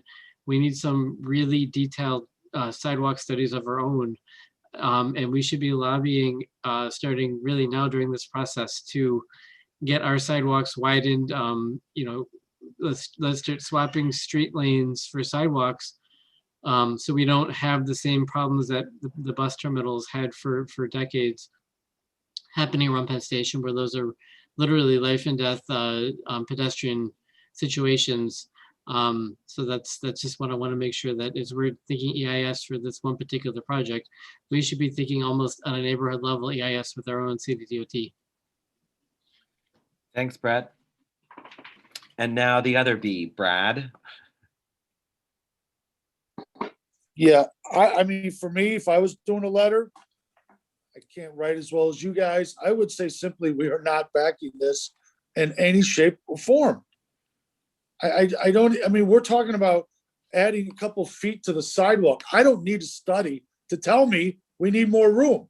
And this is, I think you heard me before, but that's my opinion. I mean, they can have a high line going around this thing and just, I mean, there's no forward thinking, zero. And I don't know how we could expand on a letter. Their response clearly, as our formal chair said, sorry, you know, it's unbelievable. So I don't know how we could back anything. I mean, to me, it would be, we absolutely cannot defend this. You gave us no answers. You've not answered what we're doing under the ground. There's a whole reason of this is the transportation aspect, and it's a real estate play, and we're getting shafted. Sorry, Jeffrey, I won't say anymore. That's okay. Thank you, Brad. I just want to acknowledge there's some folks with questions in the Q&A. We're going to get to that stuff. We're going to get to the public. Our standard process, which I did not lay out in the beginning, I apologize, is discussion from the committee, discussion from the public, and then we return to committee. Up next, Pamela. Hi, my 2 cents worth. I just want to say, Brad, I love your passion. And I want to thank Bert for his comments, and I'm in total agreement with them. Thanks. Thanks, Pamela. Paul, and then David, and then we're going to go to the public. Thanks, Jeffrey. I just wanted to repeat my earlier request to committee members that if you can find things that you're passionate about, please look at the document, find the section that it refers to, and send it to us, because this is going to be a very lengthy letter, and there are hundreds of pages of material. And so for your help, you could help us tremendously by going in and citing the pages and sources, saying what you'd like to say in the letter. And it's easier for us to incorporate a lot of different thoughts that way than to just, you know, randomly say we want more energy, zero environmental impact properties or whatever. And I just want to also say that keep in mind, when this project first started, there was zero housing component at all. So we have had an impact, and we can have an impact, but we have to do it in the way that ESD works. And that's why I'm asking you to go through their document, cite their sources, and we can challenge them. And we have been successful at that, but we need to do it collectively. Thank you. Thanks, Paul. David and Mike, I see your hand. We'll go to you to end, and then I'm going to go to the public. David? Yeah, maybe I've just been kind of obtuse about this all along, but it seems to me that, you know, it's almost like the train station improvement is kind of a Trojan horse for a huge zoning change. And I think it would be good if we could kind of distinguish the two things. And we're concerned about the impact of the changes to Penn, but not about this kind of new city that's going to be developed. It almost seems like it should be two separate things. And I understand that the funding for Penn Station is rooted in that upzoning, but to what extent, they couldn't really say. They kind of fell back on you know, the argument that, well, this is a part of the city that we've been meaning to develop anyway. And it just confuses things, I think. I'm not sure how we would add something to the letter about that, but just an observation. Thanks, David. Mike? Yeah, just a general thought, you know, it's hard when you've got a complex set of ideas to get to the real germ of what's happening sometimes. And I think if the presenters weren't able to really give us that in a nutshell, right? When we write our letters, we should make that our approach, you know. This is where we're starting. What would we do if we could start from the very beginning and build something here, okay? That's how we do it. And I mean, that's just the backdrop to our thinking. That's my approach to it all. You know, if we're flailing our arms, kind of, because there's a lot of stuff here. And it's going to be lost unless we get to the really important parts of it all, you know? Do we focus on transportation? Do we focus on real estate? That kind of thing. So that's just my thought. We got to really present this succinctly, right? Thank you, Mike. Okay. There were two people with their hands up in the attendees in the public session. Samuel Turvey and Jennifer Malicott had her hand up. I'm not sure if those folks do want to have comments, but now is the time for public comment. If anybody in the attendee section wants to raise their hand, that way Janine and Jesse can transfer you over to panelist. This is the time for that.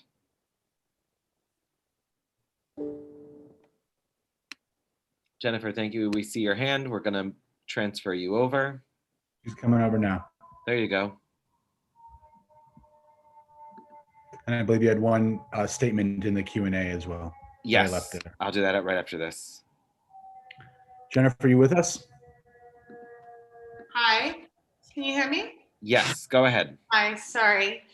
I don't even know where to start because I feel very uncomfortable in these conversations anyway, as many of you know from my previous conversations. Yeah, I don't know why Moynihan or any of these transit hubs are being created without building into them social services and, you know, housing or, you know, in general, like social services. If people are coming into transit hubs and they're coming there because, you know, we all know where all of those people hang out, and it's, you know, 34th Street, Port Authority. I'm not completely up to date on everything that happened here, and I tried to like do my research beforehand. So I'm sorry if I'm not giving a relevant idea as part of this conversation, but I just think that we need to build into the future, and the future is not by train or by bus. I don't think so, at least.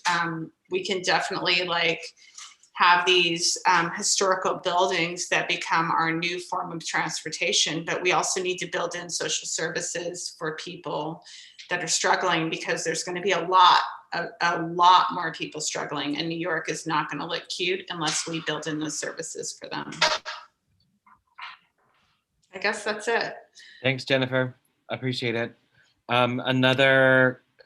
The other comment from the Q&A, if everybody can see it, I'm going to read it out loud. If the quality of the open space is going to be somewhat compromised, why support the project?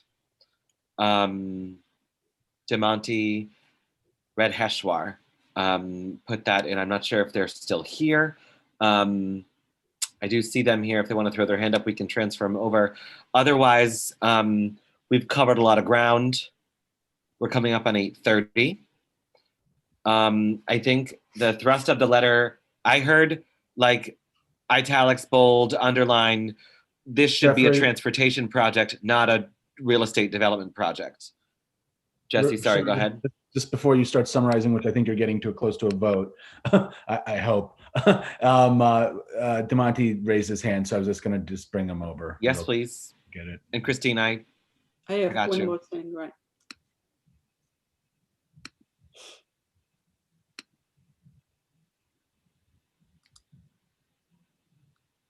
Are you with us, sir? Let's see, where did they go?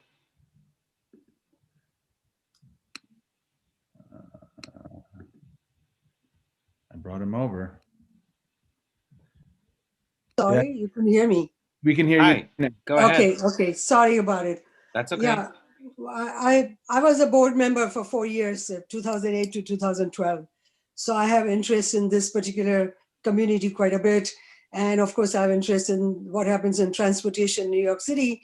And the thing that was discussed was like, these are two separate projects. One is a transportation project, another one is a real estate project.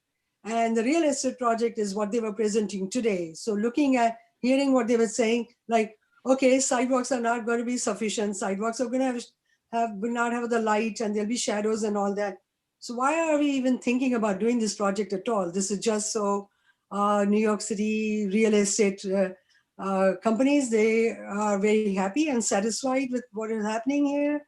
I think this is something that should not really be supported unless they have a overwhelmingly good plan for what is underground for for the train system down below, which they didn't talk about. Thank you. Thank you very much for that, Christine. And then we're going to go to wrap this up, folks. Yeah, the final thing, I mean, for me, I looked at the funding and, you know, taking in account what we've learned from Hudson Yards, the pilots. First of all, we note that the Penn Extension Master has not been published, so there is no cost associated with that. So we don't know how much we need as money. And the adverse effect, as you heard, the mitigation is not entirely funded by the pilots, which I think is a problem. The cost overrun is not taken in account, and that was a major problem with Hudson Yards because we didn't have the subway finished and we didn't have the park finished. But also, if the pilots are priced today, they are going to be priced on a value per square foot, which is half of what it was 24 months ago, and probably half of what it will be in 10 years. And therefore, that's going to be absolutely a bonanza for Vornado. And I think we need to be really careful about that. And we should have the controller and somebody involved into that valuation, because they could really, not only they are going to get double density on their space, but they are going to get it at half the price, which is unbelievable. It's an unbelievable deal for Vornado. Thank you, Christine. I do want to, I know Samuel had his hand up earlier, Jesse, and I specifically called him out. I'm going to say that's our last comment from the public. And then let's get a letter. Thank you for the chuckle, Christine. Mr. Turvey, Samuel?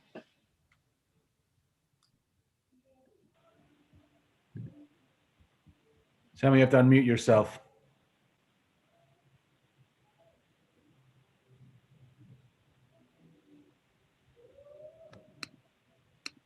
Samuel Turvey, if you unmute yourself, give it another couple seconds. Yeah, I'm sorry. I'm having moments, and thanks for your patience. I'm with Rethink New York City, and please consider our organization an ally with this community board and with Community Board 5. And I just wanted to give a few thoughts of what we're doing, and I will happily share our deep dive on the DEIS with your folks. I'm sending you things, but you know, their excuse for this is that everything is needed in order to generate a world-class transit-oriented commercial district. And I would just comment that I don't think it's either. This idea that you have to ring transit facilities with super talls and block, whether it's the Empire State Building or the Chrysler Building, is nihilistic urban planning at best. And I've heard many of you speak at the July statement of work session that through running is really something people should be thinking about. And if you do that, you probably don't even need it. Penn Station south of the terminal. The other thing I would like to point out and remind people is that the original Penn Station was a great public station, public space and train station. Instead of using those two blocks for two things, we're now using it for four things, and sticking a basketball arena on top of it and a corporate building on top of it. That is simply too much density for a two block, any city site. So it gets ridiculous. So I think I share everybody's sentiments. I think they're really destroying the city. We're doubling down on a terrible decision in 1963 to make this site do four things instead of one. And now we're migrating the bad decisions to the perimeter of the neighborhood. And the Empire State Development Corporation is capable of doing better things and are capable of bringing broader sidewalks and public spaces. Think of the World Financial Center. A third of that is parkland. Think of the atriums and the buildings. Well, they may be criticized for various things. I think we would take that in a nanosecond over what they are proposing here. So, you know, we look forward to working with you, and you know, I would just also close on the homeless point by saying in our plans that we submitted last August, we have suggested that the Penn Power Station be converted to some style of homeless service providing center and that we get a first-class provider in there, and that we definitely attend to those things, including the affordable housing questions that are also raised. So, sorry to take your time and be fumble-fingered on the technology, but I greatly appreciate and respect what everybody in this community has said on any of the hearings I've been in, and we are with you. Thank you very much for those comments, and do share what you guys have discovered with the board. So it's kind of hard to summarize, but I think the general thrust is this is not one project, this is two. If it's going to be a transportation project, that transportation should be prioritized. I think we need to continue to advocate for the sort of, I mean, the gentleman just said it, the divorcing of transit from real estate development, that this should be a public facility. And then all the details that we've sort of raised. I guess I want to ask you all, there's a process on the tracks right now that's moving forward. And the point of this conversation tonight was sort of to figure out what our next steps are. Loud and clear on having the meeting with our elected officials to sort of share where we are. I know a number of them are on the call tonight, and figure out next steps from there. There is a process, though, like I said, that continues to go forward. So we've got to just figure out how we want to be a part of that process one way or another. Well, Jeffrey, if I take the Port Authority, at a point of time, we kind of stopped the process and we said, this is not good enough. You can't do it this way. And the question here is, are we at that stage? Are we at that stage where we go to our elected officials and say, you know what, this is not working. What they are proposing is not working, period.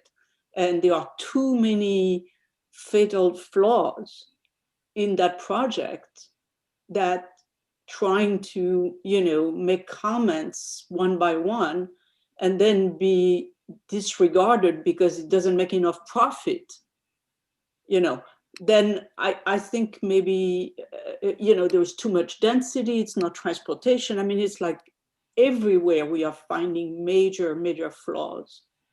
And I'm wondering whether this is the time where we raise the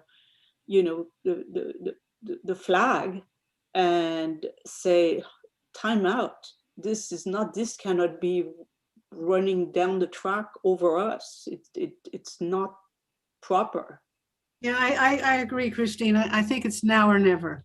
Yeah. I think we have to take our stand. We have to be clear and simple. And I think we can make a strong case. And, on the other hand, we may still want to write a letter that has the more little details in it. But yes. I think maybe the Transportation Committee could write the big transportation issues. Maybe land use can write the big land use issues, and we can put it together with a position. It's sort of like a position paper. Mm-hmm. Now, that's where I would go on it. I think that makes a lot of sense. Dale and Paul, if you have any comment. On the transportation scope, I'm glad the gentleman from Rethink stopped in. We have been tracking their work, and we have been, discussing and having follow-up discussions with transportation experts on alternative thinking around the transportation component. And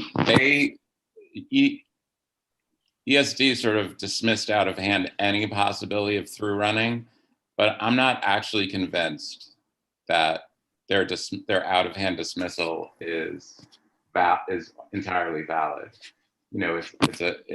It's a costing. It's more complex. It's even more complex than trying to build transit infrastructure on a site that has a stadium on it because of all the bi-state and interagency stuff. But I do think that we're gonna revisit that topic as a part of our examination. think I saw Sarah Appleton's Sarah hand up. Appleton did it. It Sarah- was up and then it went down. Sarah, do you have comments? I think it's been mostly said. I was just going to agree before a couple folks jumped in that I think we're at that point. And that should be a much broader articulation of all the high level themes folks have pointed out. Like, given that we're having a conversation around in principle, we are not even aligned on what the goals of this project should be. That to me is an indication that we are at that point. Okay, so I'm hearing Now, some consensus. so Paul? could I, Jeffrey, could I just make, my added comment on that is I agree that we should take a position that this is unacceptable, it should stop. And what alerted me tonight was the fact that they're now saying, which they had not said before tonight, that the expansion of the track south is going to be a deciding factor on 3 of those lots. That's the first time we've heard that. And Dale, I think that ties into your notion that, are they maybe looking at through training? And is there an alternative to the expansion of these tracks south? And if they don't do the expansion of the track south, does that mean the whole project doesn't get funded? I mean, I think that was a big flag for me tonight, that they don't know what's happening with the transportation component of this. And that we're really just looking at a development project for Venado. Yeah. And I think that we should take a very hard position to say, this is not what we thought it was. This is not promoting a transit-oriented development to be a premier destination for the nation. This is just a boondoggle. We can use a better word than boondoggle. It's a real estate gift. There's a person with their hand up on the phone. Is that Rob? Yeah, hey, it's Rob. No, I just wanted to echo, they basically forced us into a point that, to echo what everyone's saying. Here's a question. What really is this project about? And, we're not meeting eye to eye on things, and we really need to get to a place where we need to have a discussion and force your hand and say, hey, we need communication. Thanks, Rob. So do we like the position paper that states up front? We oppose this project largely because it's not a transportation project. It's a real estate development project. Mm-hmm. And here's why. And then we outline our position accordingly and what we would expect from a transportation project and what we would expect from a land use project. I would say, because they are a development corporation, I would say it's not that it's this instead of that. It's that they are letting the interests of the development lead the project rather than the transportation lead the project. Yeah. And I think that we should also include all of the points that we want to make, because if we don't want to miss out on the opportunity. They may just say, fine, we don't care that you don't care. We don't care about you. We want to get our points into this letter still, even though we're saying we don't approve this. Yeah, I think you have a strong, introduction, which is your high-level position. And then you say, if you want to go in the details of all the reason why we don't agree, here are the next 20 pages. And then circle back to a conclusion which says, none of this would be, we wouldn't have to be addressing this if you had a fundamentally, a different approach that accounted for stakeholders and was forward-looking and not, real estate interest looking. Now, you see, they're going to say, their contention, and I'm not supporting this, but they say they absolutely need those high-rise developments to fund this transportation project. That is their position. Yeah, but they are doing it backward. We need to have the project. Hang on, guys. first. Let's not have the debate on that. Okay. Let the state say what the state is going to say. Let's establish our position. And to me, it sounded like what was just summarized was the thrust of a motion I'd like to hear that we can vote on. Not by the chairs. Not by the chairs. Exactly, Christine. Thank you. I'd like to Viren, make a is this, motion. Second. Thank you, Carrie. Can I? Okay. No, Viren, you can. Viren, go ahead. No, I was just going to say that we can't ask them not to have anything about real estate piece of it. We can only demand that the project must include both components, and there's no stronger component for transportation plan. There's no plan, in fact. So in absence of that, we're not able to support this request. Yeah, that's a good. No, we should encourage them to come back to us when they have a transportation plan. Exactly. We can't say that we just want transportation plan. We can only ask for transportation plan. If, I mean, they're not going to be interested if they don't get something out of it. Okay, so there was a motion made by Carrie to summarize, basically take that summary and make our position paper out of it. I did hear a second. Are there any other questions on the motion? Marty? But the transportation plan should not be including the south tracks. That needs to be part of when we ask for a transportation plan, because we know the consequence of the south tracks. That's demolishing those buildings. So the letter should at least say, we need a transportation plan. You don't have one, but it shouldn't include those south tracks. Or perhaps at least, I don't hang on. Or at least a range of alternatives, one of which does not include eminent domain on that block. Right. They only say they're going to demolish because they're going to just cut and cover. Right. Okay, so they're saying we're going to cut and cover if we do the south tracks, but that's not the only way to do south tracks. So I don't want us to cut off the possibility. You know, the old Arc, if you're old enough to remember the Arc before we had Gateway, they were going to be deep. That was just 10 years ago. Well, they were going to, it would have been finished by now. I know. Right. That was going to be deep level. One of the reasons it was going to be deep level was holding off the possibility, talking about routing, to extend it to Grand Central Station. That's the routing. Is this not the issue, though, that everyone so eloquently has brought up, that we do not know what the transportation plan is? We just don't know. It's not a transportation plan. Yeah, we don't have one. So therefore, which is exactly why, Carrie, you made the motion. It was seconded, and I am calling for a vote. Is anybody opposed to the motion? Is anybody abstaining? Present, not eligible. And so with that, I will take it in unanimous agreement that this motion passes. Oh my God. Thank you, everybody. Jesse, do you have a link to drop into the chat to the go-to meeting? Actually, yeah, Janine, are you with us? Can you do that? I think I have it I'm too. here. I'll link it here. So Chelsea Land Use can stay on the Zoom, right? Yeah, we're migrating.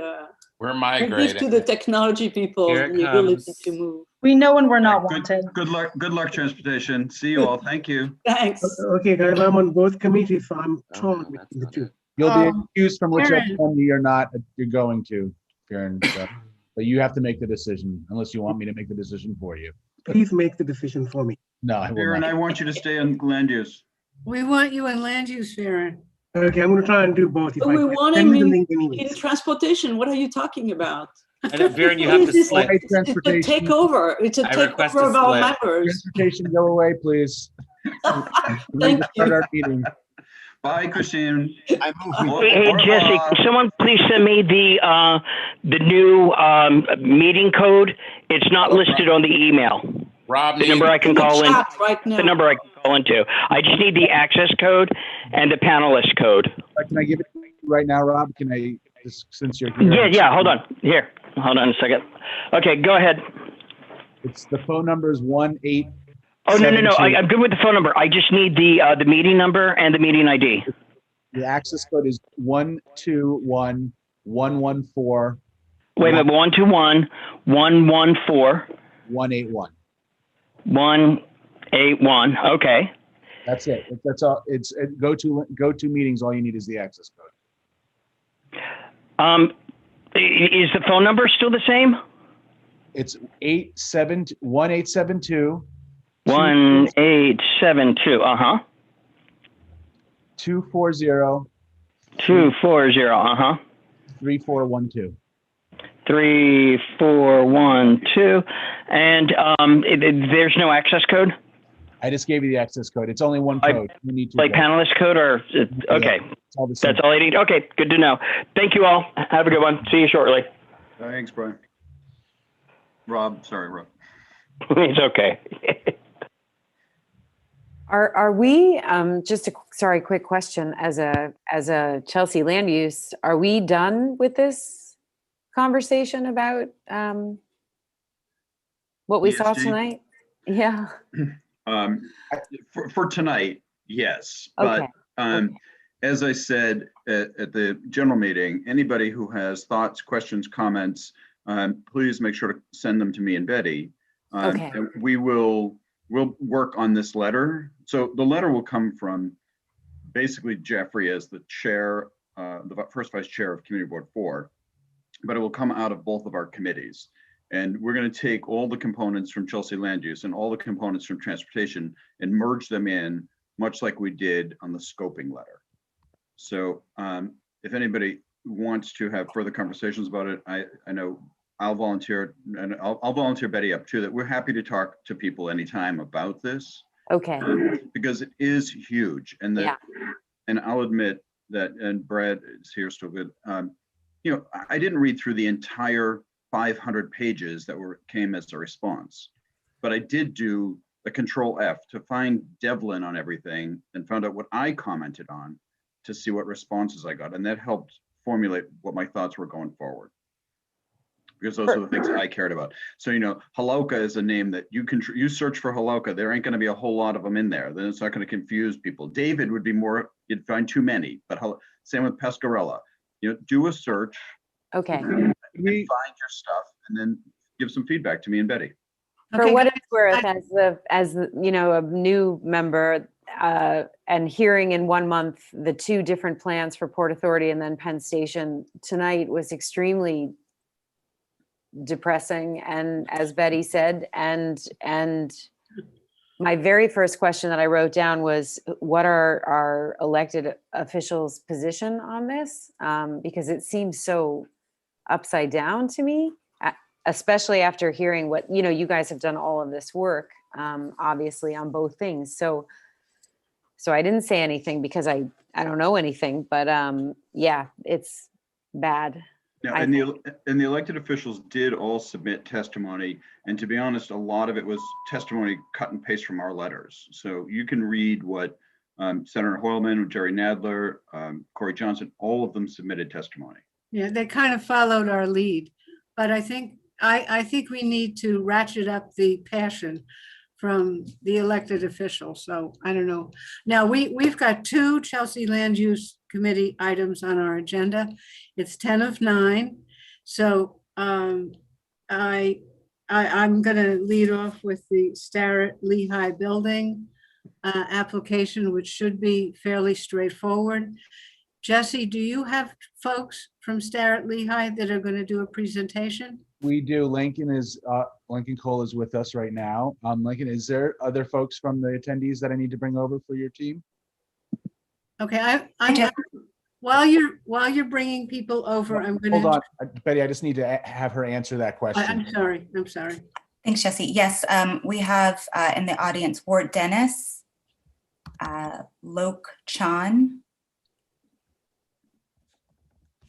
and Haiwen Yu, and Min Lee. I think those should be the primary speaking parties if necessary. Okay. Okay, Jess? Yeah, it's going to take me a little, Lakin, I'm bringing them over. That's okay, because I'll just say a few things to warm up to the topic, okay? So this is an application to the Landmarks Preservation Commission for the installation of mechanical equipment on the roof of the building. You may recall this building is on a 1 block between 11th and 12th Avenues, between 26th and 27th Streets.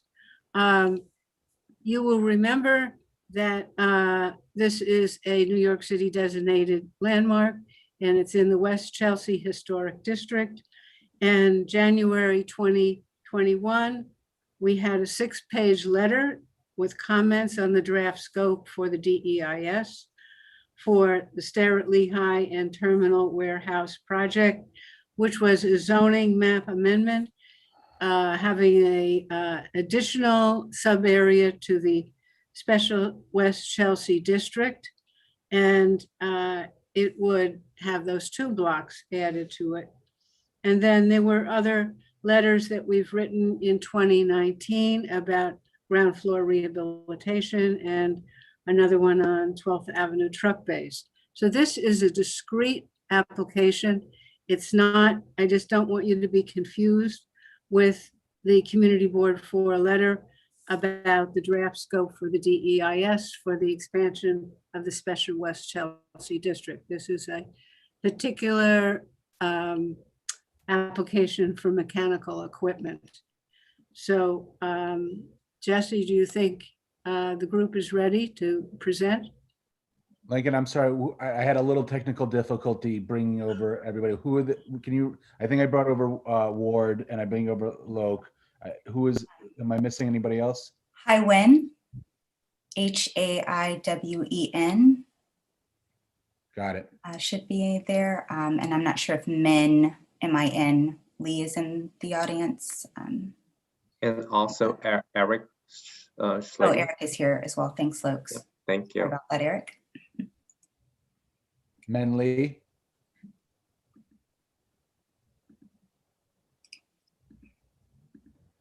Okay, I think we got everybody. Okay. Okay, so I think you guys will share your presentation, and then we'll have Q&A from the committee, Q&A from the public if there's any public, and to discuss, and we'll have a discussion and a vote. So take it away. Great. Are you viewing my screen and seeing my cursor now? Oh, if you're doing it, hold on one second. Let me. Oh, sorry. That's okay. No, go ahead and try. We were having technical difficulties with this earlier. Okay, no, we can. Yours is fine. Okay, great. And you can see my cursor now. Yes. Yes. Great. Okay, thank you. So I'll get started then. Good evening, committee members. My name is Lakin Cole. I'm a historic preservation consultant with Higgins Quays-Barth and Partners. And I'm joined tonight by our team. You heard some of their names just a moment ago, but I'll repeat. Ward Dennis with Higgins Quays-Barth, Haiwen Yu and Min Lee with ENV Architects, Eric Schlemus and Lo Chan with RXR Realty, the building's owner. And we're here to present a proposal to install an emergency generator, load bank, and associated conduit at the 18th floor roof of the Starrett-Lehigh Building. And we're calendared for a public hearing at LPC on April the 13th. I believe most of you are familiar with the site, so I'll be brief in the overview in terms of the historic context. But Starrett-Lehigh is a historic landmark. It was originally constructed in 1931. The architects was Russell and Walter Corey and Yasu Matsui. It's an individual landmark designated in 1986 and located in the West Chelsea Historic District. This is the site. The primary facade is at 26th Street, 27th Street to the north, 11th Avenue here to the east, and 12th Avenue to the west, along the West Side Highway. So historically, the building is notable for its international style applied to the industrial typology. It served as a freight terminal, railroad freight terminal and warehouse. But most notably for this application, in terms of the roof context, the building was designed with multiple roof lines. This is a view looking from 12th Avenue between about 25th and 26th Street, looking to the northeast. And you'll see the dominant roof lines are at the 10th floor here on the west. And then as the building massing moves to the east, the 18th floor is kind of the most extensive roof. And then the 19th floor is the highest point. Originally, the building's mechanical features were its water towers, and those were strategically positioned to the north side of the 19th floor roof, which you can see kind of behind at the back of the building there in context with the primary facade. And in this view from 11th Avenue and 27th Street, peeking over the roof line there. So this is a photo from 1951 and one from 1986 when the building was designated as a landmark. Generally, the historic condition of the roof was open with the exception of the water towers, and that was the condition that remained at the time of the building's designation. This is the designation photo looking from 29th Street along 11th Avenue, where those water towers come into more plain view. In 2000, the property went to the Landmarks Commission and proposed for a master plan for the installation of future rooftop equipment. This is the approved master plan that we're looking at on screen. In blue, hatches you can see are indicating areas where non-visible rooftop equipment was proposed, and that was mostly at the 10th floor roof and then the east side of the 18th floor roof. There was also visible mechanical equipment proposed, and those you can see with the red hashes, mostly grouped here on the 19th floor along or interspersed with the water towers. And then a future generator was envisioned at the 18th floor, but on the east side of that floor. So now that we're looking in plan, the 18th floor roof extends from about here, just off center of the building, all the way over here.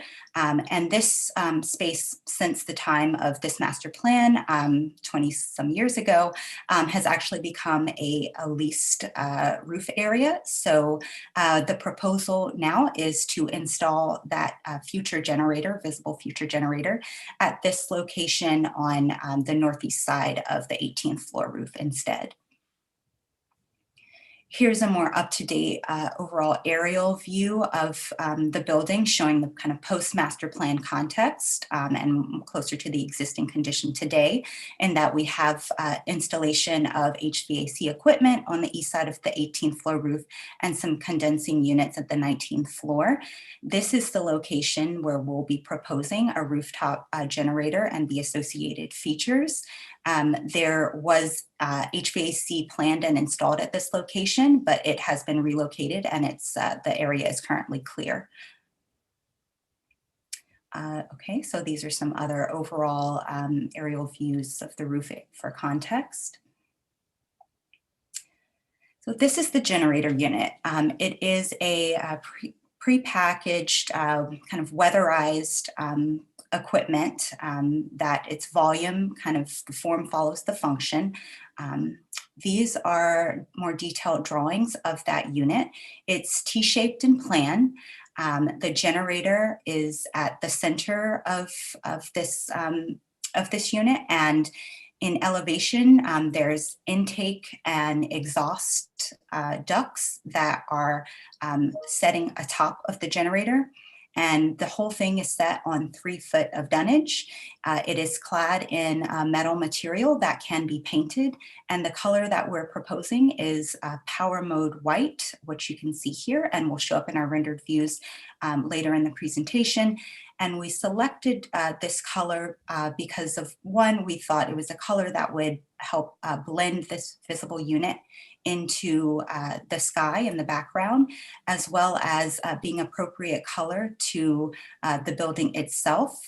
Just if I'll go back to these images, you can see this is the rooftop context in which there's a penthouse at the roof at the center of the 18th floor and another mechanical bulkhead on the 19th floor. Those are both a cream color, and that's the color that we're seeking to blend in with this new mechanical unit. Okay, so now that you understand what it looks like, we'll move into the plans and elevations. This is an existing 18th floor roof plan. Again, the extents of the 18th floor roof are here where my cursor is indicating in here. And the proposed T-shaped unit. As I mentioned, there's also a load bank. That is another vertical standalone unit that will be visible and is part of this applications review, and associated conduit that will run along the 18th floor roof and then up the wall of the 19th floor and then tuck down along that roof and go into the mechanical penthouse and there tie in with other building systems to service the electricity. Here's a more detailed plan to give you the dimensions of that generator. The overall dimensions are about 28 feet wide and then 50 feet in length. And then the load bank is 10 feet wide and then 4 foot 11 feet. These, both of the units are set back 16 feet from the edge of the roof parapet. This is the furthest extent that the unit can really be set back due to the existing construction of the 18th floor mezzanine, which is a historic part of the building and covers the center line of the roof. So we've allowed for a 3-foot space between the unit around the building and then set it back as far as we could from the parapet to enhance the views, or reduce the views rather. Okay. And then here we are looking at a 27th Street elevation. This is the north elevation of the building existing. The water tower is at 19th floor for context. And then we have the generator unit tucked into the corner here. The load bank is the vertical feature you see pictured here. And then the conduit that's running along the roof, but you would see slivers of it coming over the 19th floor parapet wall. Okay, and this is an elevation, the east elevation from 11th Avenue. And the generator here, these are the exhaust, or excuse me, the intake hoods that you see in this kind of odd shape. And then the load bank and the conduit on the 19th floor wall. Here's a closer detail look at the unit in elevation. At the highest point from the roof, it's 27 feet. And the loading bank is 14 feet tall. Okay.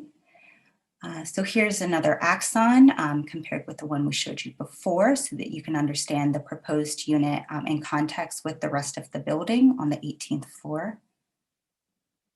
Okay, we constructed a mock-up of the load bank and the generator on the roof. It's still in place today, but we did document it thoroughly with the dimensions, and we studied it and its impacts and visibility from the street. We studied the views for all the way to the east and then about 3 blocks to the north.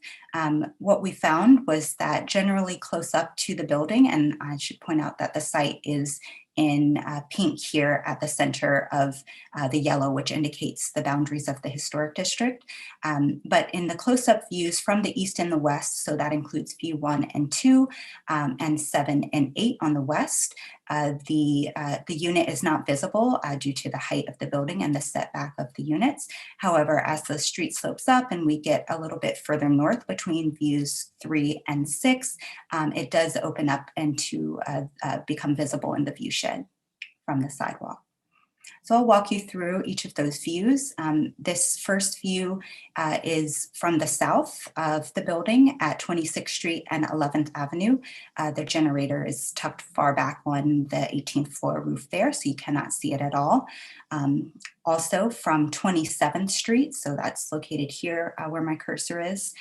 We're looking from 11th Avenue and 27th Street. The water towers are just barely visible over the roof edge there, but the setback of the unit allows it to not be visible from this close vantage point. We have slivers of visibility first opening up as we move to the north. This is at 28th Street and 11th Avenue. So just towards the far end of 27th and 28th, you begin to see the peak of the load dock, the load bank, and a sliver of the generator, the edge of it.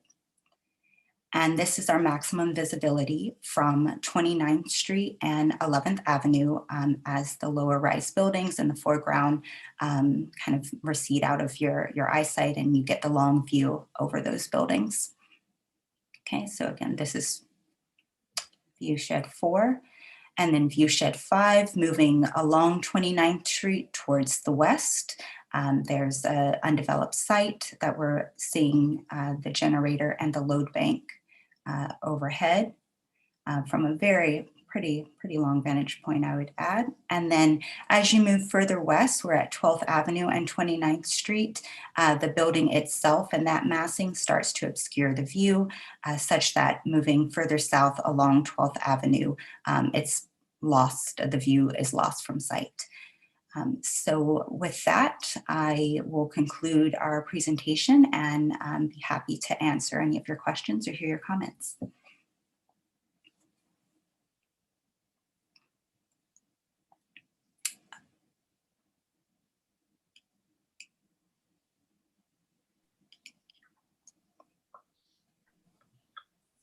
If anybody is talking, I think you are on mute. Betty, I think you're muted. Okay. First, thank you for the presentation. It was very good. And could you just, we'll have questions from committee members. Could you just explain load bank to those of us who are not too technical? Is that like a lot of wires? I may not be the most technical person on the call to answer that question. I actually had to look it up myself.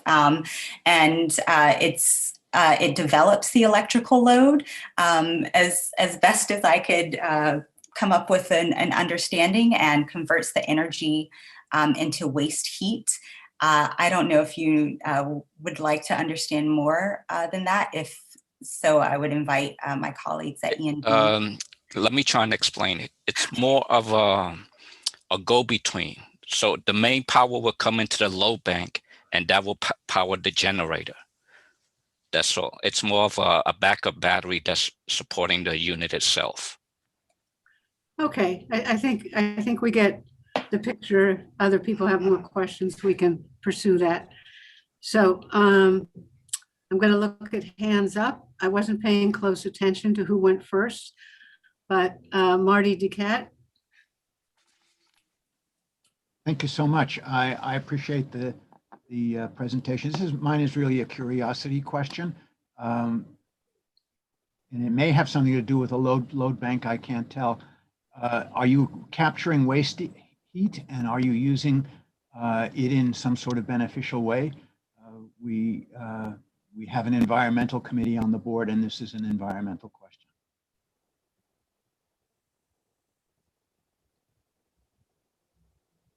Can somebody I don't answer know her? the answer to Marty? that, E&V or RXR.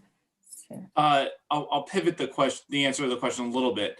It's not about recovering heat, but what I'll say from an environmental factor is that this generator is sized to participate in the Con Ed demand response program, such that when we have critical stress days during the summer, we can get portions of the building off the Con Ed grid to save capacity and make sure that the city portions of the city don't go into brownout or blackout at those high stress days. This generator produces steam, not electricity. No, it produces electricity. Then it certainly does produce heat. It does. And I understand the interruptible needs of electricity from Con Ed, but you didn't go further than that with this unit to capture the waste heat. Yeah, there's currently no plans to capture waste heat off of it. Yeah, that's not part of the design criteria. That's disappointing. Well, it's an emergency unit, isn't it? Yes. So would it be correct to say this is only on during these emergency times? Is that correct? When you have to take the load off of Con Ed, is that correct? So two things. One is if there is a blackout situation, that this generator will support the life safety systems in the building. And secondary to that or parallel to that is if there is a critical day as declared by Con Ed, we can load shed off of the grid onto the generator. Okay, thank you. That really helps us understand its purpose. Let's see, Hector? Just to reiterate about the environmental impact of such a thing. What is the lifespan of these batteries? Because it is a load bank as a backup, and they don't last forever, obviously. So what is the lifespan, and what is the plan for disposal of these batteries once you're done with, once they live out their lifespan?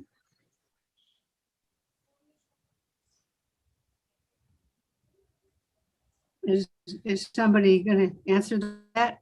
I'm not 100% sure what the lifespan of these batteries is, but I don't believe they're very short. They're quite a long-term system for the building that, I don't, those are not something that get replaced yearly. I think it's, north of 10 years. And obviously would be replaced in, the required DEP manner. Okay, thank you. Brad? Yeah, hi. Real quick, I'm just what's the reasoning for adding this? And is there an existing generator in the building? Emergency? Yes. So there is. Yeah, I'm glad you brought that up. So we have generators located in a few places, kind of scattered places in the building right now. So the idea with this was to consolidate some of them. We have one that is on 12th Avenue that's leased to a tenant, but the other generator facilities in the building are being consolidated onto the roof up from lower floors in the building. And there's a twofold reason to that. Some pieces of the system lie in the floodplain lower in the building. So we want to obviously address that condition, understand that this building is on the river. Secondary is that some of the existing facilities are on the third floor of the building. And when they are run, not so much of a concern when we have an emergency situation, but when we are participating in the Con Ed demand response critical days, the noise emanating from them on the third floor is a disruption to what's going on the street. And by locating them on the roof, we feel that there will be less of an impact to those situations. Okay, So thank you. Eric, what I was trying to lead the board to was that this is also mandated by your insurance, right? This helps you with your insurance. And I understand the floodplain raising it out. Yeah, that's the insurance part of it. I mean, the life safety component of this is obviously code required. We're voluntarily relocating it for the issues I mentioned. Some of this is also for a few tenants that have critical systems in the building. We have a few data center tenants that are on this generator. Okay. Right, Eric, I just want to make sure the board understands that this is done for money, right? Not done for life safety. It's done for the tenants in the building. Let me finish. And then also that they already have existing systems, and that space where it goes out, they're going to be able to rent. So we need to keep it in mind when we make a decision. And unfortunately, we were told that there was a space for it lower down, but that's being leased. So now we got to look at it. So I get why it's there. I just wanted everybody to be clear on why. Okay, thank you, Brad. Thuy? Yes, that answer confused me. It wasn't even my original question because it's going to be consolidated to the roof. So that means the existing generators are going to be moved to the roof, or that you have new generators, and then what happens to the old generators? So this new generator will be placed on the roof and the older units will be removed. And discarded how? They will be dismantled and, turned into scrap metal. My original question had to do with slide 6 of 27, where they showed the aerial view. And it was a basic question where the proposed generator location was. What is on there now? There look to be like the four squares there. And because there was a mention about like cutting into a little bit of the sound like 18th floor historic something or other. This is the proposed aerial view, and the generator is located here. It's set away from the 18th floor mezzanine. by 3 feet. So it gives space from that historic part of the building, as well as it's set, I'll show in plan, away from the 19th floor wall of the building. So there's space, there's no cutting into any part of the historic fabric of the building there. This conduit is going to be attached at, mortar joints along the vertical run of this wall and then run along the roof, but there's no historic removals proposed. Could you go to slide 6, please? I was referring to that slide. It was the photo aerial view. Is this one better? Yeah, that was the one that looked to have like those 2x4 white squares. Here? Yeah. Is that where, so what is there currently on there now? These were previously installed HVAC units and they've been relocated. So there's nothing currently at the location. If I can switch pages and just show you the mock-up view, you'll see this is the roof area.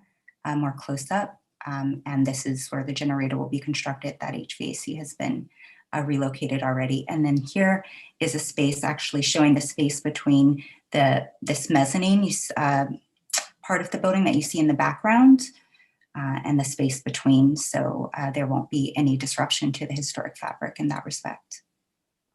Okay, thank you. Okay, thank you. Good questions. David? I have a question about the 2000 master plan. Do you have that with you? Can you show us exactly where the equipment would have gone and how tall it would have been and what kind of sight lines there would have been for it? No, unfortunately, we don't have that documentation for that previous master plan. It's, we can work with LPC to see if they can dig it up now that they're possibly back in the office with their records, but it was off-site at the time of our project planning and not available. Well, presumably you could put this. Sorry, this is Ward. If you look to the left of the center area of the roof, you can see the future generator there. Mm-hmm. So it was on the west side of the roof, would have been visible from 12th Avenue and from the north. And the fact that it is shown in red in this plan indicates that it was approved to be a visible generator at the time. Mm-hmm.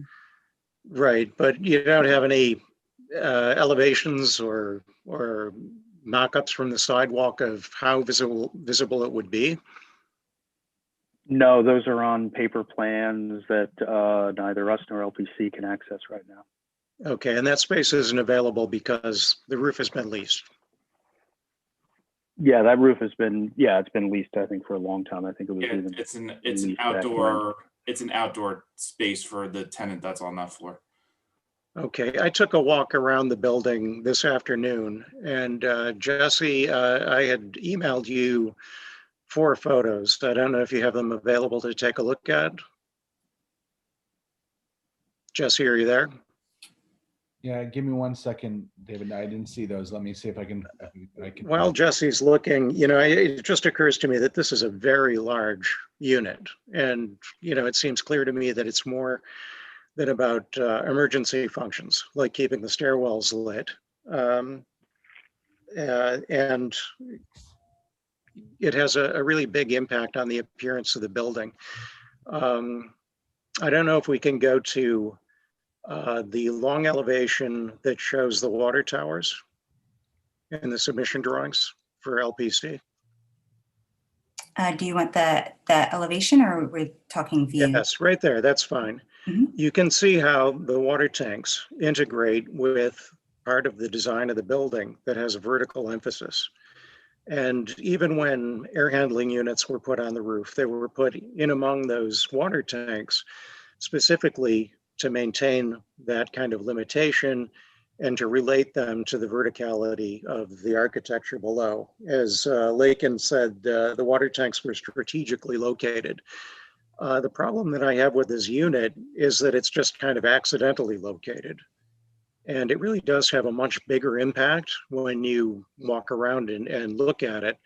The photos that you've got are from quite a distance, and because they're kind of whole building photos, it really looks like a minimal impact. But from the sidewalk, it is a big impact. And what's impressive is that nothing has been allowed that's visible above the parapet line for that entire perimeter of the building that has the horizontal emphasis. Except from distant locations in the south, you can see some of those earlier air handling units just peeking up. It looks like a foot or two above the parapet level. And you can see this unit mocked up all the way from Chelsea Piers. It's visible from many more locations than were pointed out in your presentation.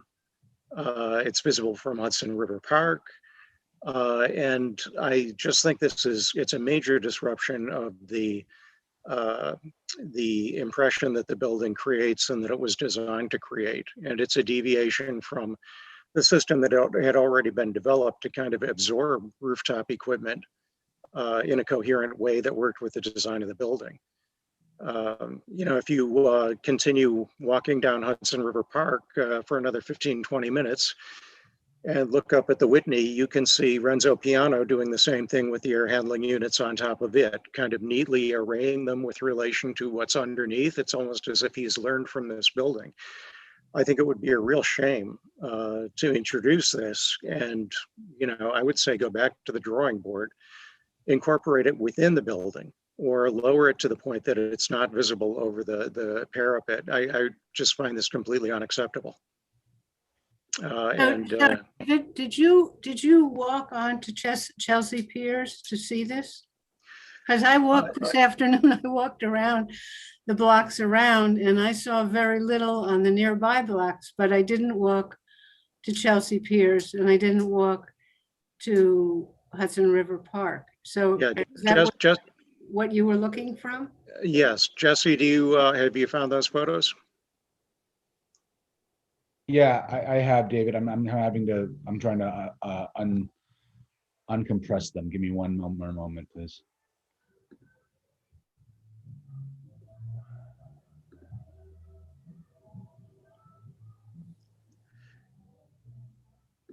Well, maybe while you're looking, maybe there's some other hands up that we could deal with.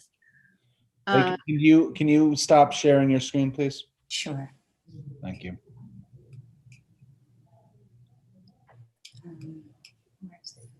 And David, these pictures that we're about to see, was that just a normal camera setting or did you zoom in at all, or how did you get these pictures? They're zoomed in somewhat, but I think they give you a much better sense of the impact.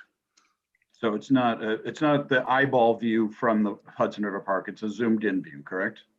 Yes. Oh, Okay, here you can see one of them. This is it's from 11th Avenue, and I think it's 28th Street.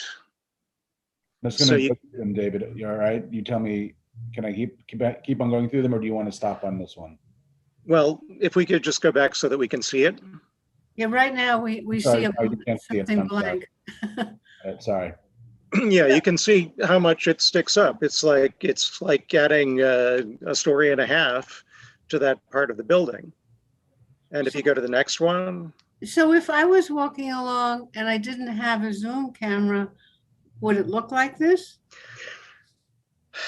You know, it's funny, your eye tends to focus on things, and you know, this is pretty characteristic of what I felt I was focusing on from the sidewalk. It's just that when you're looking at a photograph of an entire block long building, stuff does look pretty minimal. But if you compare the projection of this above the parapet line to the height of one of the stories, for example, that should give you a pretty good sense of the impression that it makes.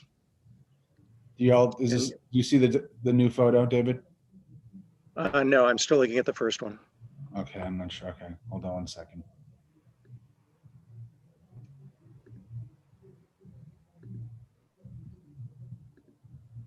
Now? Yeah, this is from the West Side Highway. So, you know, it is visible.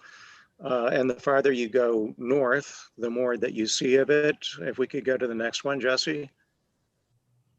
Give me 1 second. I have to bounce out and bounce back in.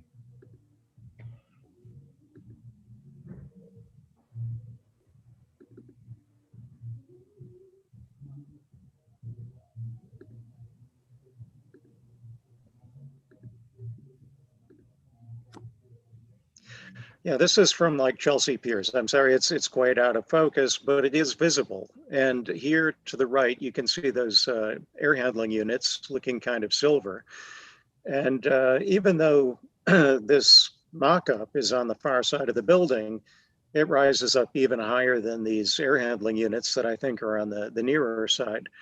But you really get a sense of that horizontal sweep of the building, aside from that central, more vertical part, and the way that it's a disruption of it. If it were almost any other building, I'd say fine. You know, particularly in New York, when you look at a building that's got stair bulkheads and elevator bulkheads, something like this wouldn't be that detracting. But given how fluidly the top of this building wraps around, I think it is an issue. And also you see these against the sky. You don't see them against a backdrop of more buildings that would tend to mitigate the impact. And I think there's one more photo, Jesse.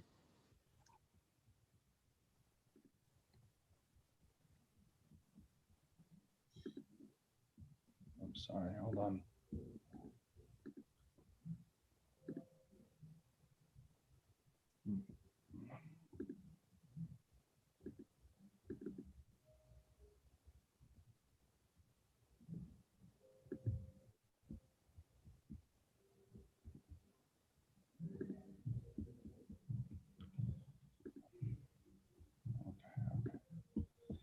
Sorry, it's now it's just cycling. Give me 1 second.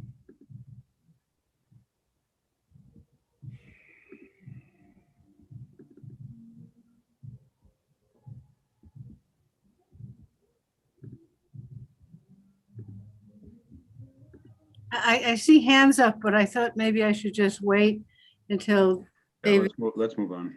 Okay, this is one more view from a distance, but it shows that it's prominent, and you can see how closely aligned all of the previous rooftop additions are with the more vertical sort of central mass to the building. There's one on the north and one on the south.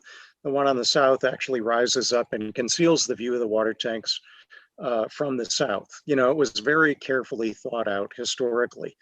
And that's sort of been maintained for the 90-year life of the building. And all of a sudden we're introducing these things that break that smooth horizontal line.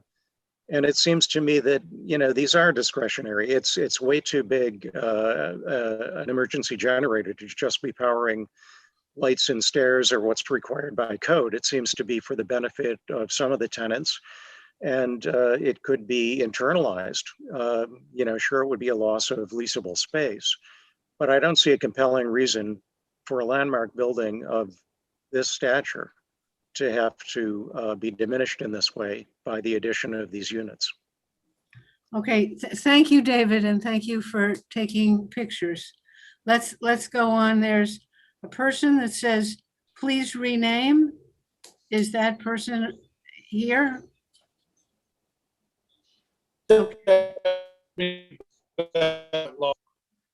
It's Brad. It's Brad, I Can you think. hear me, Betty? Oh, it's Brad? Okay, you, Yes, Betty. oh, okay. Did you want to say something more? Well, yes. I mean, I think the building owner's been very respectful to us over the years, coming down the first floor, all the work we did down below, which by the way, I'm regretting because I was just there this weekend and the brown on the slats just doesn't match, but that's to another point. My point is, I don't think we can make the same mistake. That thing clearly sticks out up top. There's other ways of doing it. I wanted to ask the engineers, one, if they looked at making a steel bath for it below, so it comes down into the ceiling and takes off so much height that we could see. And also, is there a slimmer version of this? You know, I put these up. We've had to make concessions. We had to lower ceilings. We've had to get units that were more stretched out. You know, I get why you need it, but I just think this thing is just a big colossal right on the roof. Maybe there's another way. Okay, thanks, Brad. We're getting into late time now. Who's another hand up? Was Viren, did you have your hand up? Pamela Wolf has her hand up. Oh, no. Well, Viren is trying Viren to is doing talk. double. Betty, Viren is doing double duty right now. He's on the other Oh, he's committee. doing as well. something else? Okay, sorry. Pam? Yeah. Hi. Well, yes, you can guess what my point of view is here. I am very impressed with the various ideas that have come up that can be alternatives to the monsters on the roof. Indeed, the horizontality of this building is so prominent, and those objects sticking straight up off the top are so vertical and large that I find it just very surprising that it would even be considered. I'm delighted to hear that there are alternatives and that there are spaces within the building that can accommodate this type of facility. Is it not possible to take that whole object and simply drop it down one floor? I know it takes up commercial space and I don't know who the tenant is below there, but surely there's a way to avoid having to have that whopper up there on the roof. I'm curious to know, from Pier 66, is it visible? David, did you go out on Pier 66? Or is it straight? It's too straight ahead. I mean, it's a public space. All of the park spaces that are public spaces should be considered, not just what you can see from the sidewalks. I didn't go out onto Pier 66, but it's prominently visible from the Hudson River Park. Well, I'm very hopeful that this whole plan will be very carefully reconsidered and that this board will say that that's what we want to see happen. Thank you. Okay, thank you, Pam. Are there any other questions from committee members? No. Is Viren back with us now, or is he still on the other call? I don't know. Viren, did you want to say something or ask a question on this? I think he's doing something else. He's muted. He's in transportation world. No, he's doing transportation. So is there anyone from the public that wants to speak about this? Jesse, did you have anybody from the public interested in this? There's no hands raised and no one in Q&A, so no. Okay. Does the applicant want to respond at all to the thought of putting the generator interior? Does the applicant want to speak on that at all? Yes? No, not at this time. No, not going for that. Okay. Are we ready to take a vote, committee members? Are we ready to, somebody want to make a motion? Not the chairs, but when somebody else make a motion? Make a motion to oppose. Second. Discussion?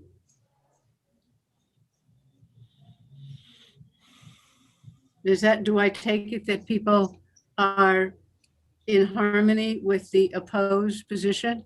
Sort of shake your head. Yes. Opposed. Yes. Okay. Well, And can we go through the options to vote, just so it's on the record?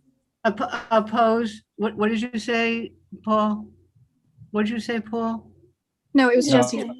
It was me. It was Jesse, Betty. I just said, can we go through for, against, abstaining, present, not eligible? Okay. I thought somebody wanted to say, well, I think we've got the reasons for the opposed. Too visible from the waterfront, and revisit other options to make it smaller or less visible, right? That's the general idea, right? Yes, okay. Right, it kind of it defies the design sense of the building. Okay, so everybody who is, well, if everybody is, I guess go put your hand up if you're opposed. Okay, you agree with the thing to oppose it. So 1, 2, 3, 4, 5, I'm not doing well on this. Betty, Maybe we should say, does anyone Right. agree with it? Okay, does anyone agree with it? Okay, there, no one agree. Okay, is there any abstentions? Are there anyone not voting because they have some interest in this or something? No, okay, P&E. So unanimously, what? Sorry, Betty. Yes, it's unanimous. Unanimous. Okay, thank you very much. Very good questions. Thank you, applicants, for your presentation. And now we ought to move on to our next item. Paul? That would be me. Thank you. So the next topic for discussion is there is a proposal that the governor brought up at the State of the State trying to address vacant commercial space and hotels to convert them into residential units. And so I wanted to have a little discussion on that. The Hell's Kitchen Land Use Committee, much like they did in other issues that were district-wide but had a greater impact in Hell's Kitchen, they are taking the lead on a letter that we will send from the board. But I wanted to have a discussion with this group, and if there are items that we want to add in from the Chelsea perspective, we can do that. But before I started, and I know it's a late hour, but I want to adopt a little bit of a little new policy to have just a quick primer on some of the terms we use, because a lot of times we talk about things and we don't all understand what those words all mean. So Jesse, can you share that screen of definitions? And I'm going to run through these very quickly. And if people have further questions, we can have more information. I hate to admit it, but David's photos got me a little mixed up. So give me one moment. I have to retrieve. It's all right. And while he's pulling them up, I think I have them open on my computer, so I'll just start reading through them. There's so different definitions of things. So one of the things we talk about is supportive housing, and I just want everybody to understand that that means that those are things that are designed to help individuals and families recover from bad financial situations. It's sometimes permanent affordable housing plus support services. So when you talk about supportive housing, it's a combination of housing and support. Lease is typically set at government standards of 30% of income. We have different terms called congregate housing and scattered site housing for these. Congregate means that each individual or family has a private living quarters, but they share common space like kitchens or social rooms and things like that. And the social services are on site. Whereas with scattered site housing, you might have individual apartments across a block or so, and the supportive services are provided, and they include things like case management, educational, vocational services, medication management and counseling, things like that. And often the supportive housing is owned and operated by nonprofits, but they're accountable to the city, state, and federal funders. So when we talk about supportive housing, that's where that falls in. And I'm not looking. The next screen is classes of office space. This is something where with office space, we've been talking about the conversion of Class B and Class C office space. And I want people to understand that that is really a subjective definition. Those nasty real estate brokers that we all hate, they come up with these terms that say how we define things. So Class A, if you think about it, are the premier office buildings. Big high rents, high quality finishes, big security. Think of Empire State Building, think of One World Trade Center, places like that. Class B office buildings often compete for a wide range of services, usually very comfortable and accessible, competitive rates, decent finishes, good operating systems in the building. But Class C is that stuff that is like, people just basically want a place to have a desk and a file cabinet and lock their doors. They may or may not have great elevators. They may or may not have good security. And on this slide, you'll see that on average, you'll see a 30% discount on rates in Class C from Class A. So $81 per square foot was the average in Manhattan for the fourth quarter of 2020 versus Class C average per square footage was $53. And that's just to show a comparison of the top to the bottom rates. All right. Next slide is, and again, I'm whipping through these just because it's so late. in the future, if I do these vocabulary lessons, we'll have a little bit more time. We can send them around, Paul. I can send them around to everybody. And that'd be great. Send them around. And then if people want to have further discussions, just feel free to call me. But there's also what we are using as the multiple dwelling law. And that applies to, if you think about buildings that have 3 or more families living independently. So a 3-family townhouse that's all the same family is not considered a multiple dwelling, but a 4-family townhouse with different families living in it is considered multiple dwelling. And once you hit MDL, you have different standards for smoke detectors and air circulation and room sizes and all of those things. So multiple dwelling law is to define the habitation of a building that is larger than 3 units. All right, so just wanted to quickly run through that. Now, in terms of the governor's proposal, there is a draft, and it was put into Dropbox, of some language that is being considered to talk about what's happening. And what we did a meeting last week or the week before, I forget, with the state elected officials. So we met with Dick Gottfried, Brad Hoylman, and Robert Jackson to talk about whether or not this proposed legislation was in fact going to come through the budget process, which would close on April 1st. So we were in a minor panic about whether or not that would happen. All the state legislators assured us, and every indicator is true, that it will not be part of the budget proposal. But there is the possibility that it will come up before the June close of the legislative session. So and there've also been some changes such that hotels within our community district won't necessarily be impacted by the current governor's proposal. So we thought, well, maybe we don't have to worry about this. But the problem is the city is now looking at what they call distressed properties and distressed hotels, so that the city would acquire them for residential purposes. So it's still a part of the formula as to what might happen. So within Dropbox, you'll see one of the document that talks about the governor's proposal policy outline and considerations for discussion. And assuming that people haven't read through every single line item in Dropbox, I'm going to read quickly over the bullets. That the position we are thinking of taking is that 1, the current governor's proposal should not be a part of the state budget process, which we feel pretty confident that won't be the case. 2, any proposal should be taken up as a separate matter as part of an overall plan with adequate public review. 3, as part of that public review, any plan must be developed in conjunction with New York City's proposal to use capital funds to acquire hotels for affordable supportive housing. So again, going back and forth between the state taking over hotels or the city taking over hotels.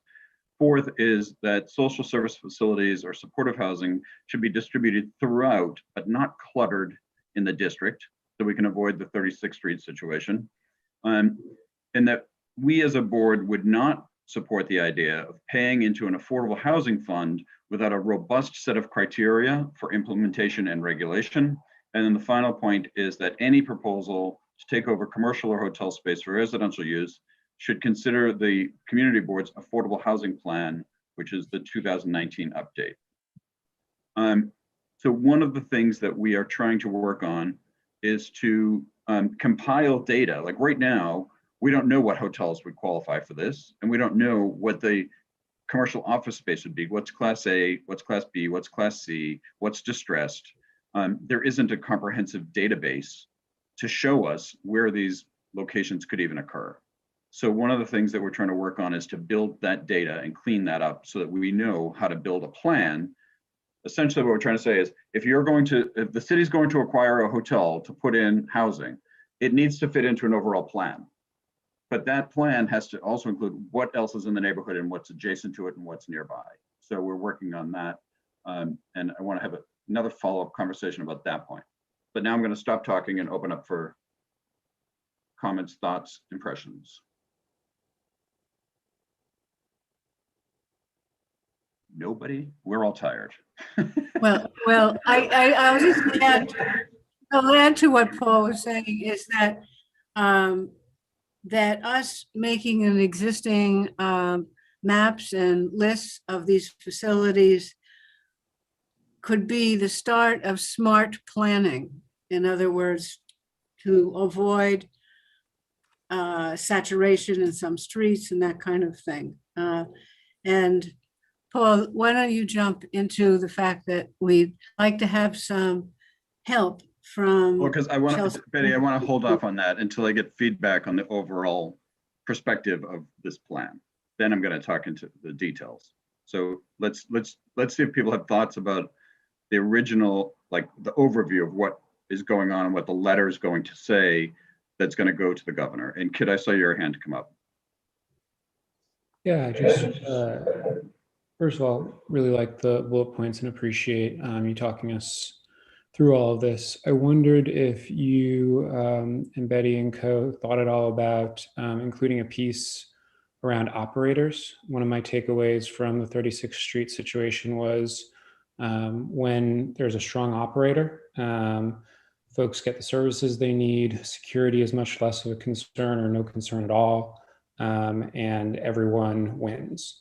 And so I don't know how we would frame that or what's important to include in that area, but it does seem like part of the smart planning really does have to do with are there effective operators, ensuring that folks living in these spaces are getting the services that they need, and also ensuring that the neighborhood is getting what it wants and needs. That's a great point. Thanks, Kit. No, I'm not sure that's in there someplace, so that's terrific.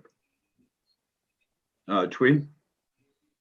I couldn't find in the folder the bullet points you were listing out, but I just wanted to ask two things. One is that, is this considered transition to permanent, or is this because if supportive housing is to help people who are in economic distress, that there is some sort of N-year plan, whether N is 5 or 10 or whatever, right? So to say like, this is a transitioning type of thing, because it's linked to my second question, which is I remembered when downtown or even Williamsburg, I think we talked about this before and maybe you have to remind me, that commercial buildings would be converted to residential buildings.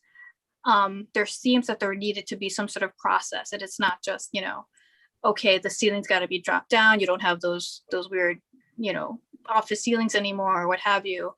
And this seems to be sort of like a stopgap measure slash way around it. I'm not sure if the same type of reconfiguration or would happen. Yes, it's a stopgap measure, but it does have a date specific. The current legislation, which as we know isn't necessarily guaranteed to happen, has a close date of December 31st, 2024. So they would have the ability to convert vacant and distressed commercial and hotel properties into residential units up through 2024. And that's temporary conversion, or is that considered a permanent conversion? Once they're converted, it would be considered a permanent conversion. So there'll always be a supportive housing because we're going to have at least a generation recovering from the bad financial situation. So I'm sorry, say that again. So we're going to have at least a generation of families undertaking supportive housing because the idea was to recover from bad financial situations. And it seems specific to COVID, but I wasn't sure if it was just in general. I think that's part of the reason why I think we want to have it be part of the community board's housing plan, right? Is to not have it be just people distressed from COVID, but to have an overall plan to bring this district forward and how we provide housing and supportive services to our unsheltered, not only our unsheltered neighbors, but to the transitional people. And if people that, just like any other housing situation with affordable housing, they then can transition out. Okay. We recently held a residential housing ventilation forum.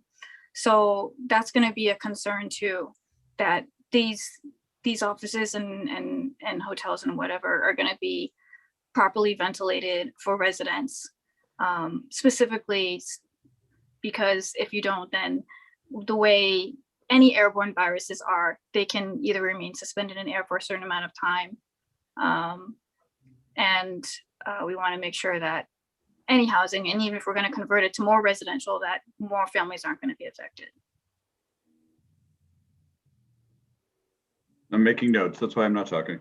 I'm hearing you. So I'm And- saying proper retrofitting for residential use specifically can take into consideration ventilation services. Basically asking for multiple dwelling code and law to apply to any such conversion. Exactly. But I think that even with multiple dwelling law, Viren, that the TWE's concern is that the ventilation systems aren't always as up to code as that. The code may not be as good as what we want now to protect against the spreading of COVID-19. The codes are old. They're old. They need to be updated now, and they're minimum. We want to take a step beyond the multiple dwelling law code, I think, is what TWE's offering, suggesting we put in. So Viren, Pam, I'm going to bump Viren ahead of you in case he has to bounce off again. So Viren, why don't you go ahead? Bump away. No, I think a couple of things that I wanted to ask. If this is going to be interim housing, what happens after 2024?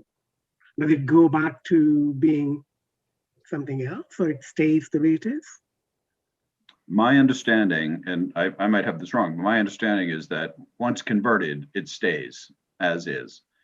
So what is 2024, December 2024 deadline? What does that mean? I don't know why they came up with that deadline. I think that I think that the deadline, and I wrong because Paul saw the presentation at Clinton Hell's Kitchen Land Use, that then they don't do this program anymore. You know, that you have these permanent market rate, affordable, supportive, different kinds of housing, and then no more after 2024. Okay, so the deadline is for the program, not for the converted units. Right. That's my, we should clarify. We should clarify that in our letter. Yeah. Okay. Yeah. Okay.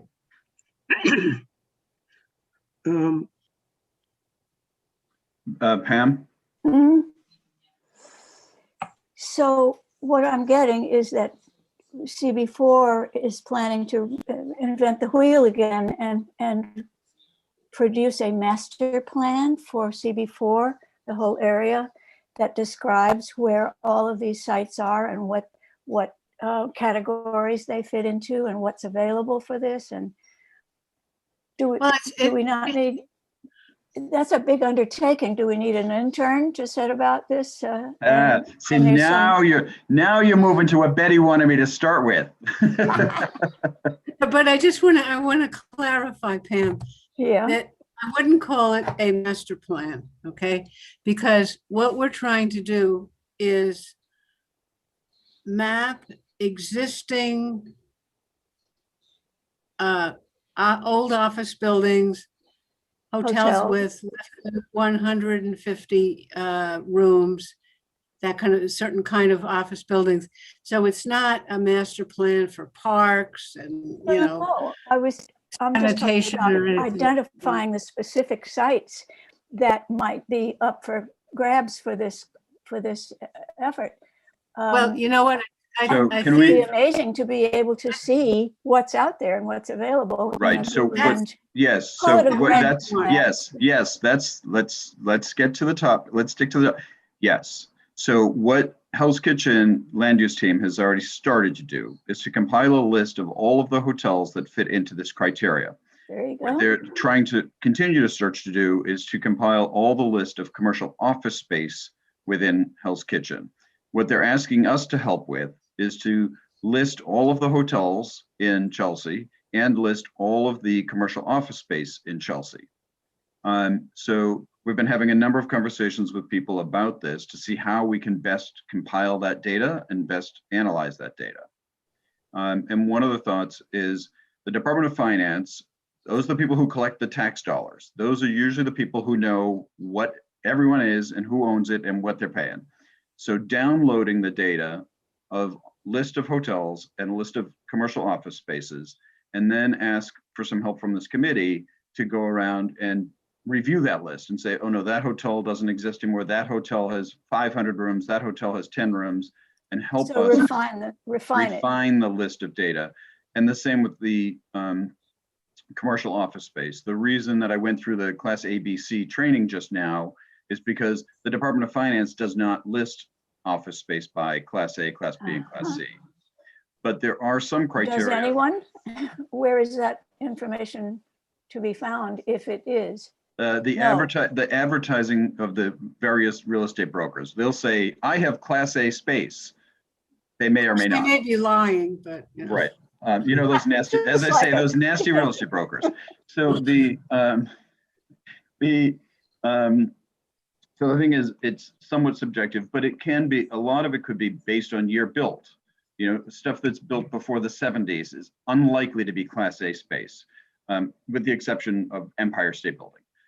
There are streets, Class B and C tend to be on streets, not avenues. So it is subjective, but to have somebody be able to, like Pam, if I gave you a list of 10 office buildings, you would be able to tell me off the top of your head, this one is fancy and shiny and new and lots of great equipment, that's A.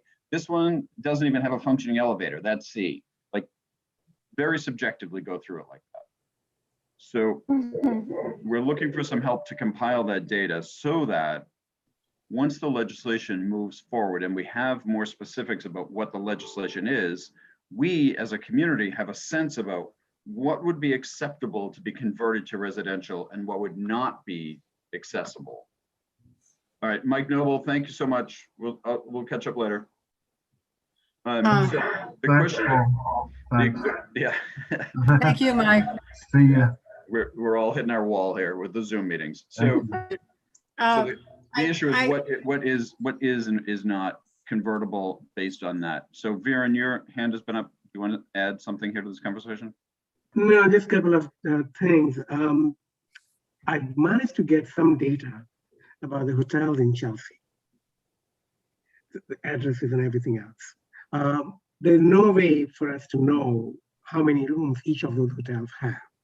The hotels that are going to be affected by governor's plan have to have minimum of 150 rooms.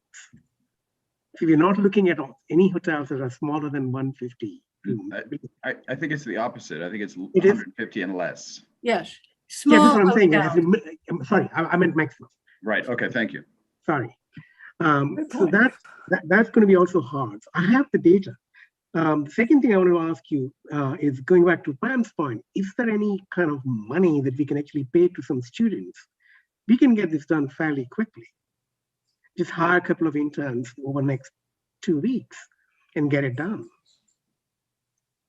That sounds like a question sounds like a question to Jesse, not to me or Brad. Or Bert, you had your hand up. Do you have a thought on an intern budget, Bert? I don't think there's any money for an intern budget, but that I will defer to Jesse because I thought the good news. I thought we had some budget cuts. Now my concern is that hotels are relatively objective, the data on hotels. But as you said, you know, commercial office space, it's all subjective, really. What's A and what's B and what's C. And also, I'm not trying to pit us against, well then, yeah, I am. Chelsea has more office space because our boundaries are different than Hell's Kitchen. Hell's Kitchen has relatively, we're talking 8th Avenue West, has relatively less office space than we do, since we extend from 26th Street South over to 6th Avenue. Correct. And a lot of those streets do have the 1920s office buildings on the side streets, which may be a B. That's exactly right, but those are going to be the B's and C's that would be up for conversion. But that's really what we're talking about. And I don't know, we can get 12 different students, but they're not going to be all having the same definition of what is a B and what's a C, you know, unless they go inside and see if the elevator is working or they got to walk up the stairs. Yeah, and I'm less concerned about the distinction between B and C as opposed to the distinction between A and B and C. right? So if it's a B or a C, it's going to fall into the category of for potential conversion. We have probably, just looking down the streets and walking on the streets, all our A are on 10th Avenue or 9th Avenue, Manhattan Plaza, not Manhattan Plaza, Manhattan, whatever it's called. And let me just pause you there for a second. The commercial office buildings, commercial, yeah. Let me pause you though, because the boundary for the current legislation is that the commercial offices would have to be 9th Avenue and East. Nothing west of 9th Avenue would qualify for this program. It's all A and B. It's all A and B. That's all the A and B stuff. So it is, as you point out, the 20s between 6th and 8th. Yeah. And that one good thing is that Savannah, who's works for Joe in Clinton Housing, you may have met her here and there, is fantastic. And she has generated some base maps with some data for Chelsea. So one idea is that we could utilize the block associations in Chelsea. And so the work would not be so massive that if we have chunks of Chelsea, you know, say, I don't know, Pam, what's a typical blocks of a neighborhood association? What, 8 blocks? What do you think? Oh, and the footprint of the block associations? Less than that. Generally, there are 3 crosstown streets, avenue to avenue. Most of the block associations have that form. And there are 15 of them, about to be 16. There's a new guy from 28th Street. And I think that's a brilliant idea. And I think the block associations through CCBA would love to jump into a project like that, particularly in the spring when you can walk around.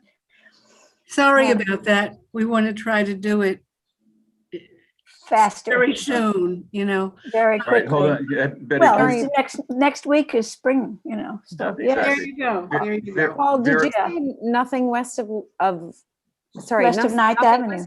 9th or 8th? Hold on 1 second. Everyone hold on for a second, please. Viren has requested that he has to jump, so he wants to bump in front of everybody again. So I'm going to give him that privilege. Viren? I'm sorry, Jeffy, DoIT actually collects all the data from all different city agencies, including finance department. Right, and I did ask that question, Viren, earlier, and finance was agreed that finance would have better information than DoIT. That was the assessment. Can't hear you. You're on mute. No, I'm not. The assessment. I'm sorry. I'm trying to answer him. Oh. I can inquire to both. I'll inquire to both. Right, because Could I make a quick point about you? All right, can we hold on, Pam? Hold on. I interrupted Carrie so okay. Viren could talk. So let me go back to Carrie now. And Viren, thank you so much. No, very, very, very quickly, Paul. The advantage with DoIT is that their data is mappable. It's already geocoded. Right. So that would make things much more, Yes. easier. Yeah. And Jesse, we'll see if we can find it. That's okay. Sounds good. Thank you so much. Viren, thank you. Carrie? I just wanted some clarification. Was it west of 8th or 9th? 9th Avenue East is the zone in which hotels could exist for conversion. 9th Avenue West is outside of the proposed legislation. Okay, thank you.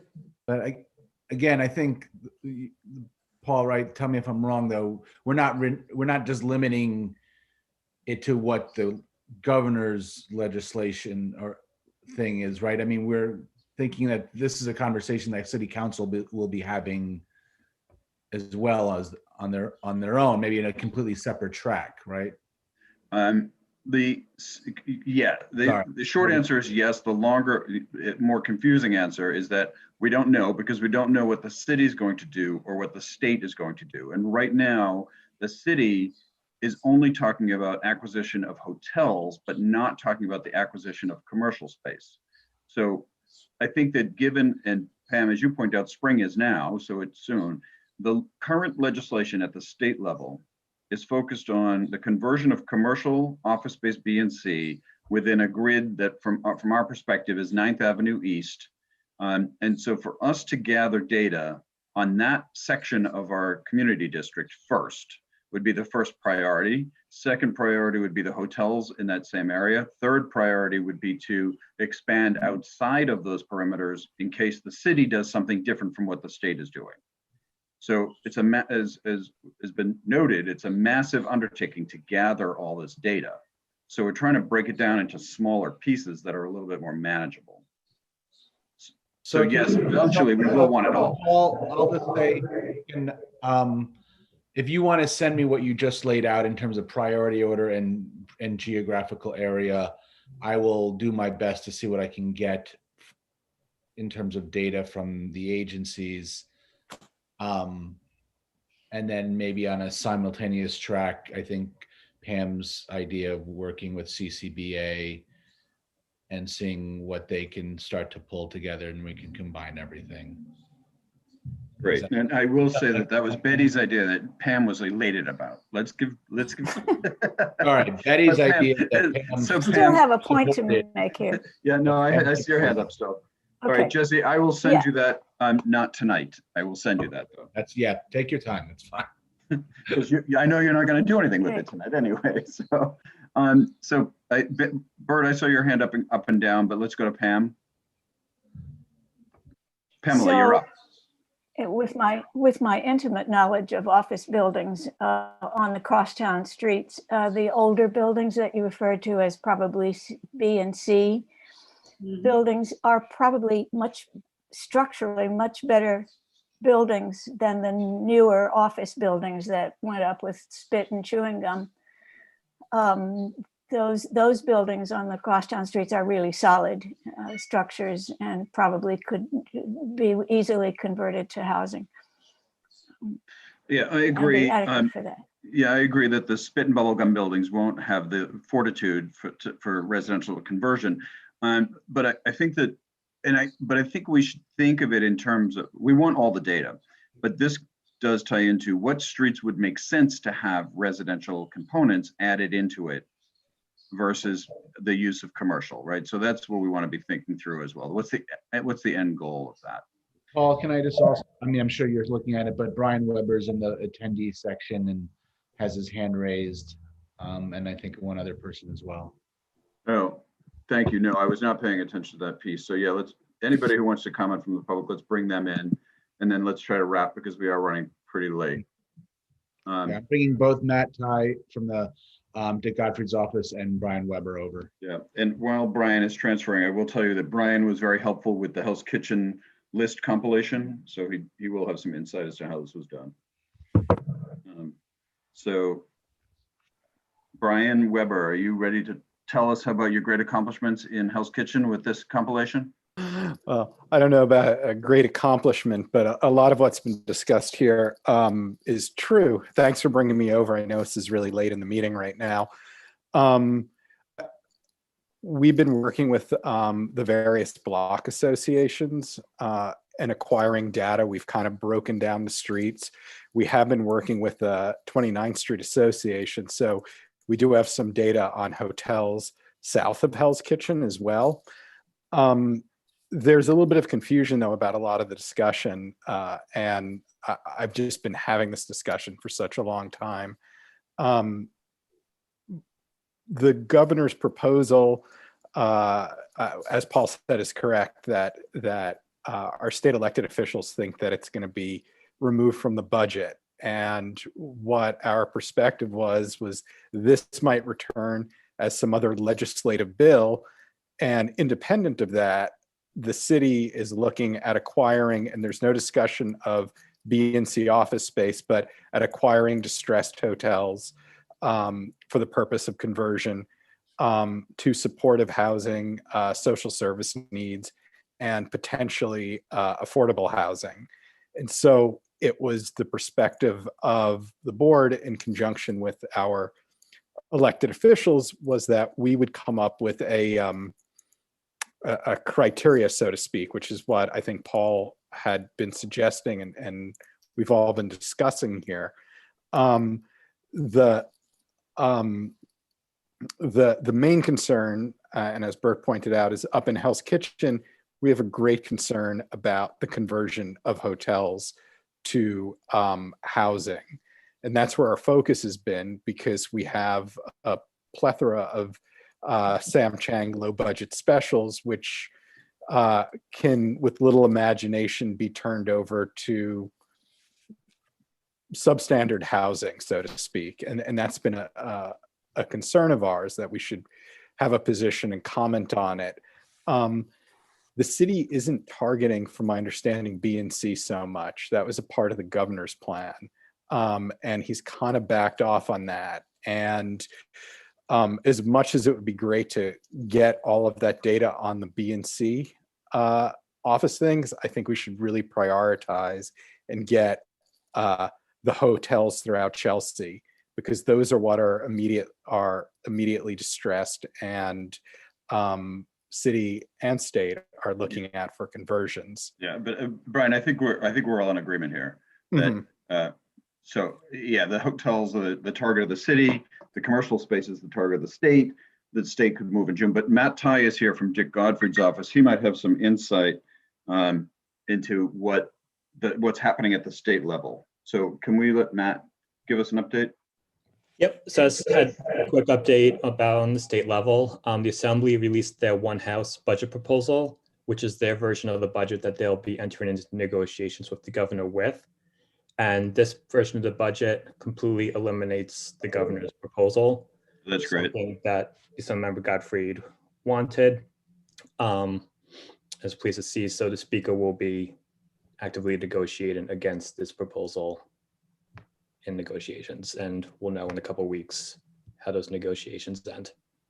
So Matt, can you give us any insight as to, I'm hearing that the Senate has rejected this from the budget stream as well, but there is a generous bill. What would that have? Do you know? If not, it's Senate side. So yeah, I'm not familiar with that bill. Okay, that's all right. I'll try to find out.